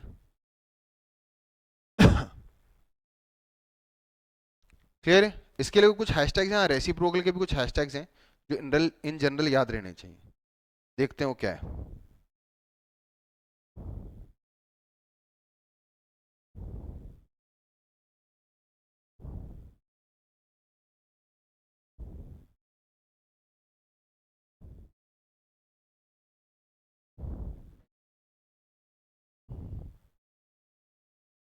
रेसिप्रोकल्स की भी हैशटैग है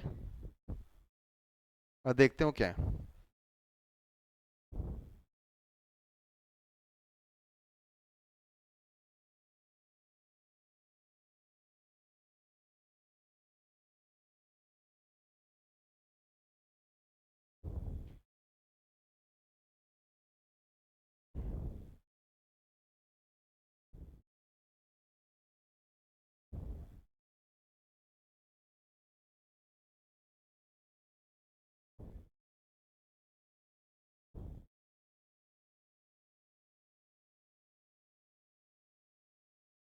बेटा जो रेसिप्रोकल है ना, इसको कुछ जगहों पे मल्टीप्लिकेटिव इनवर्स भी कहते हैं। देख लेना, मल्टीप्लिकेटिव इनवर्स, है ना। मल्टीप्लिकेटिव इनवर्स मतलब ऐसा नंबर होता है जिसको मल्टीप्लाई करने पे वन आ जाए, तो वो रेसिप्रोकल ही कहलाता है। ठीक है। अब इसके क्या क्या हैशटैग्स याद होने चाहिए बताओ। अभी मैंने एक हैशटैग रटवा दिया है, what is one upon A plus iota B. बोलो। Real part as it is लिख देना है, इमेजिनरी पार्ट का साइन चेंज कर देना है, और नीचे लिखना है A square plus B square. नीचे क्या लिखना है, A square plus B square. एक झटके में आएगा। बताओ इस लॉजिक से अगर मैं तुमसे कहूँ one upon one plus iota का, one upon one plus iota का आउटकम बताओ। Reciprocal of one plus iota है ना। बताओ रियल पार्ट कितना है, वन। इमेजिनरी पार्ट कितना है, वन। तो यहाँ लिख दोगे माइनस वन। बताओ what is A square plus B square, one का स्क्वायर प्लस वन का स्क्वायर, टू। इधर टू। आंसर क्या आएगा, one minus iota divide by two. अगर मैं तुमसे कहूंगा one upon one minus iota निकालो, तो शायद आप समझ गए होगे ये one plus iota by two ही आएगा।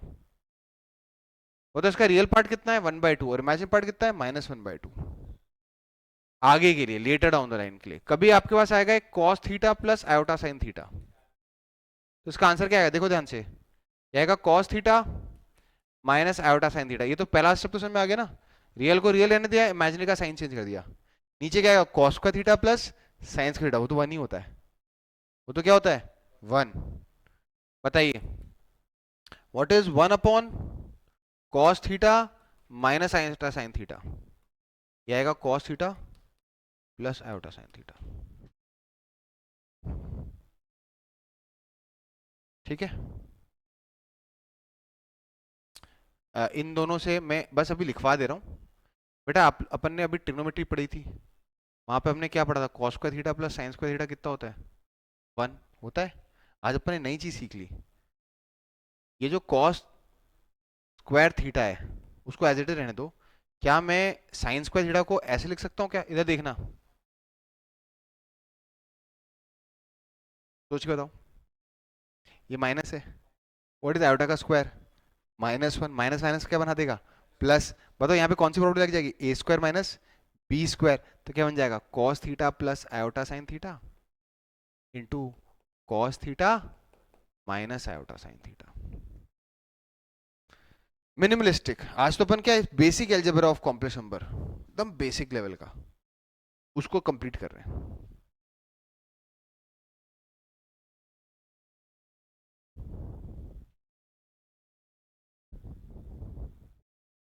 करें next.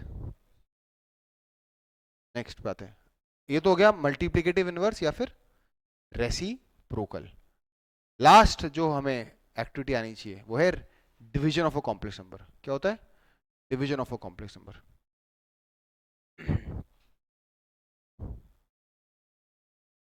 Division of a complex number पे अभी रोक लेते हैं, फिर उसको अगले लॉट पे लेंगे ना। कोशिश तो मैंने की थी अपन एक ही लेक्चर में कर लें पर, लेकिन अभी इतनी जल्दी हो नहीं पाएगा। नेक्स्ट, थोड़ा इस पर प्रैक्टिस करना आप, मॉड्यूल से भी मैं करवा देता हूँ थोड़ी बहुत प्रैक्टिस पर। लेकिन ये बेसिक जो है, छठा टॉपिक है ना, ये सिक्स्थ टॉपिक है ना, डिवीजन ऑफ कॉम्प्लेक्स नंबर्स। मान लो तुमसे कोई कहे a प्लस आयोटा बी को डिवाइड करो c प्लस आयोटा डी से। भैया कॉम्प्लेक्स नंबर तो पॉइंट है, पॉइंट का तो कोई डिवीजन होता ही नहीं है। तो बेसिकली आपको इसको सिंप्लीफाई करना है। सिंप्लीफाई करने का मतलब आयोटा को डिनोमिनेटर से हटाना है। बताओ आयोटा, अभी रेसिप्रोकल में तो यही तो किया था, वो रेसिप्रोकल नहीं है, उसको सिंप्लीफाई करना है। सिंप्लीफाई करने के लिए हमें उसको किस फॉर्म में कन्वर्ट करना है, real part plus imaginary part. तो मतलब इमेजिनरी आयोटा को डिनोमिनेटर से हटाना है। बताओ आयोटा को डिनोमिनेटर से हटाने के लिए मैंने क्या स्ट्रेटजी बताई थी? जो भी डिनोमिनेटर हो, जो भी डिनोमिनेटर हो, उसके कॉन्जुगेट से ऊपर नीचे क्या कर देना? Multiply divide. बताओ ऊपर मल्टीप्लाई करो, क्या आएगा? AC real into real, imaginary into, तो प्लस BD आ जाएगा ना? देख लेना, iota B into iota D, तो BD हो गया, माइनस आ गया, पर आयोटा स्क्वायर के कारण प्लस हो गया, plus iota times what is the imaginary part? ये होगा BC माइनस AD, देख लेना यही आएगा, और नीचे क्या आएगा? C square plus D square. Clear है? अगर हम एक सब्जेक्टिव पेपर के लिए सोचें तो हमें क्या करना है? डिवीजन में बस कॉन्जुगेट से मल्टीप्लाई डिवाइड करना है, फिर सिंप्लीफाई कर देना है।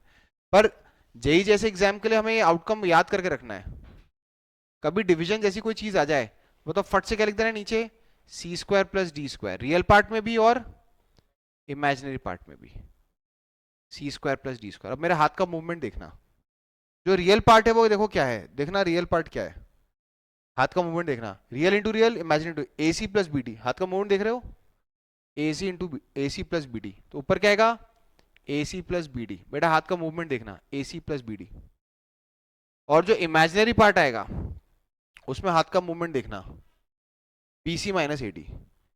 क्यों जाना है? BC माइनस AD, तो आएगा BC माइनस AD। ठीक है? जैसे कि अगर तुमसे कोई कह दे एग्जाम्पल के तौर पे कि 2 प्लस आयोटा को डिवाइड करो 3 माइनस 2 आयोटा से, तो चुपके से पहले क्या लिख देना?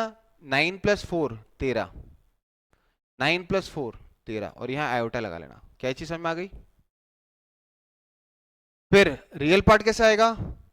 2 3 जा 6, 1 इंटू माइनस 2 माइनस 2, और इमेजिनरी पार्ट कैसे आएगा? 1 इंटू 3 3 माइनस 2, तो माइनस माइनस प्लस आएगा, प्लस 4 हो जाएगा। तो फाइनल आंसर क्या आएगा? 4/13 प्लस आयोटा टाइम्स 7/13। क्या ये चीज समझ में आ गई? लिख लें इसको। ठीक है?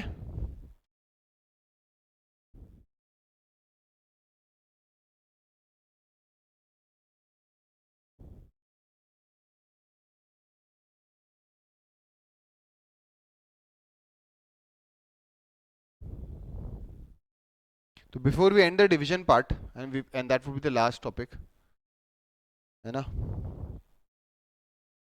लेक्चर में तो बहुत लंबा खिंच जाएगा। इतना पार्ट समझ में आ गया तो बेसिक्स है कॉम्प्लेक्स नंबर का, जो बड़े आराम से डिस्कस किया जाता है एक ही लेक्चर में।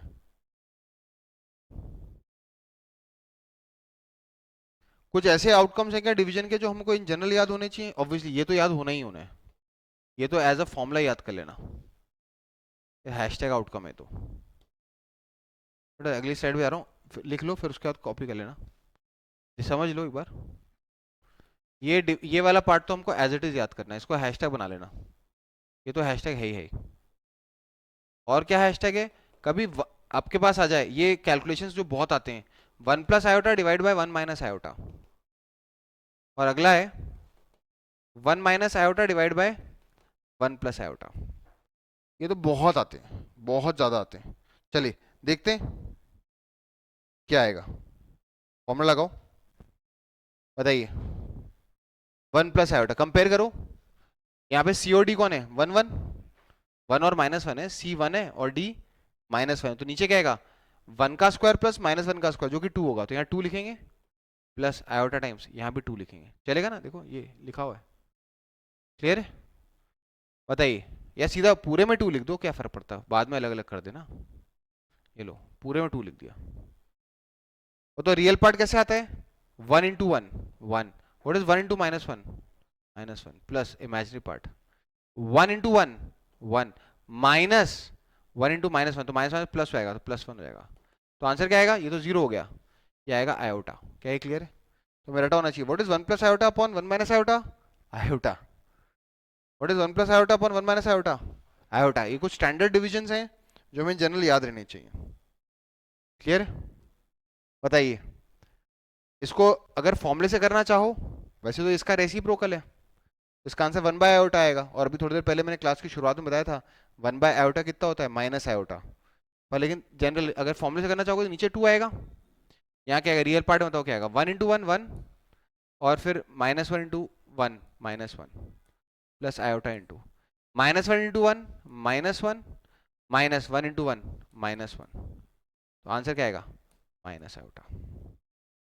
एक लास्ट करके दिखा दूं, cos theta plus iota sine theta को डिवाइड कर दो किसके साथ? Cos theta minus iota sine theta. ये लेटर डाउन द लाइन जब ट्रिग्नोमेट्री को मर्ज करेंगे कॉम्प्लेक्स नंबर के साथ, उसके लिए करना है। बताओ आंसर क्या आएगा? नीचे क्या आएगा? Cos square theta plus sign square theta, वो तो 1 हो जाएगा। क्या हो जाएगा? 1, तो नीचे 1 आएगा। अगला रियल पार्ट देखते हैं। कॉस स्क्वायर थीटा माइनस, अरे ध्यान देखना, A C plus B D, A C हो तो cos square theta minus sine square theta क्या आएगा? Cos 2 theta plus iota. Imaginary part क्या आएगा? Sine theta cos theta minus plus हो जाएगा sine theta cos theta, 2 sine theta cos theta. What is 2 sine theta cos theta? Sine 2 theta. Basically हमने आज एक basic introduction देखा iota के ऊपर। हमने देखा कॉम्प्लेक्स नंबर क्या होते हैं। इस पूरे डिस्कशन की शुरुआत कहाँ से हुई? उस शुरुआत में हमने देखा कि कॉम्प्लेक्स नंबर को हम कैसे रिप्रेजेंट करते हैं, कैसे एक्स वाई एक्सिस जो था वो हमारा रियल एक्सिस और इमेजिनरी एक्सिस हो गया। आर्गन प्लेन क्या होता है, कॉम्प्लेक्स नंबर को कैसे डिनोट करते हैं। कॉम्प्लेक्स नंबर एक नंबर नहीं पॉइंट है, उसकी नजदीकियां आगे चलकर कोऑर्डिनेट ज्योमेट्री के साथ और कॉम्प्लेक्स नंबर के साथ होंगी। हमने पावर्स ऑफ आयोटा देखा। फिर हमने बोला कि ठीक है, बैक ऑफ द माइंड याद रखेंगे कि कॉम्प्लेक्स नंबर एक नंबर है नहीं, एक पॉइंट है, पर अगर इसका एल्जेब्रा करने को आए तो कैसे हम equality of a complex number कर सकते हैं, इनइक्वालिटी को कैसे हम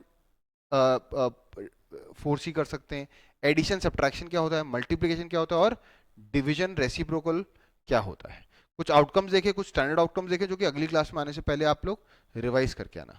बाकी मॉड्यूल से अपन अब बेसिक लेवल के क्वेश्चंस आप अटेम्प्ट करना शुरू करो, बड़े आराम से हो जाएंगे। क्या क्लियर है? तो अपन यहाँ पे लेक्चर को रुकते हैं।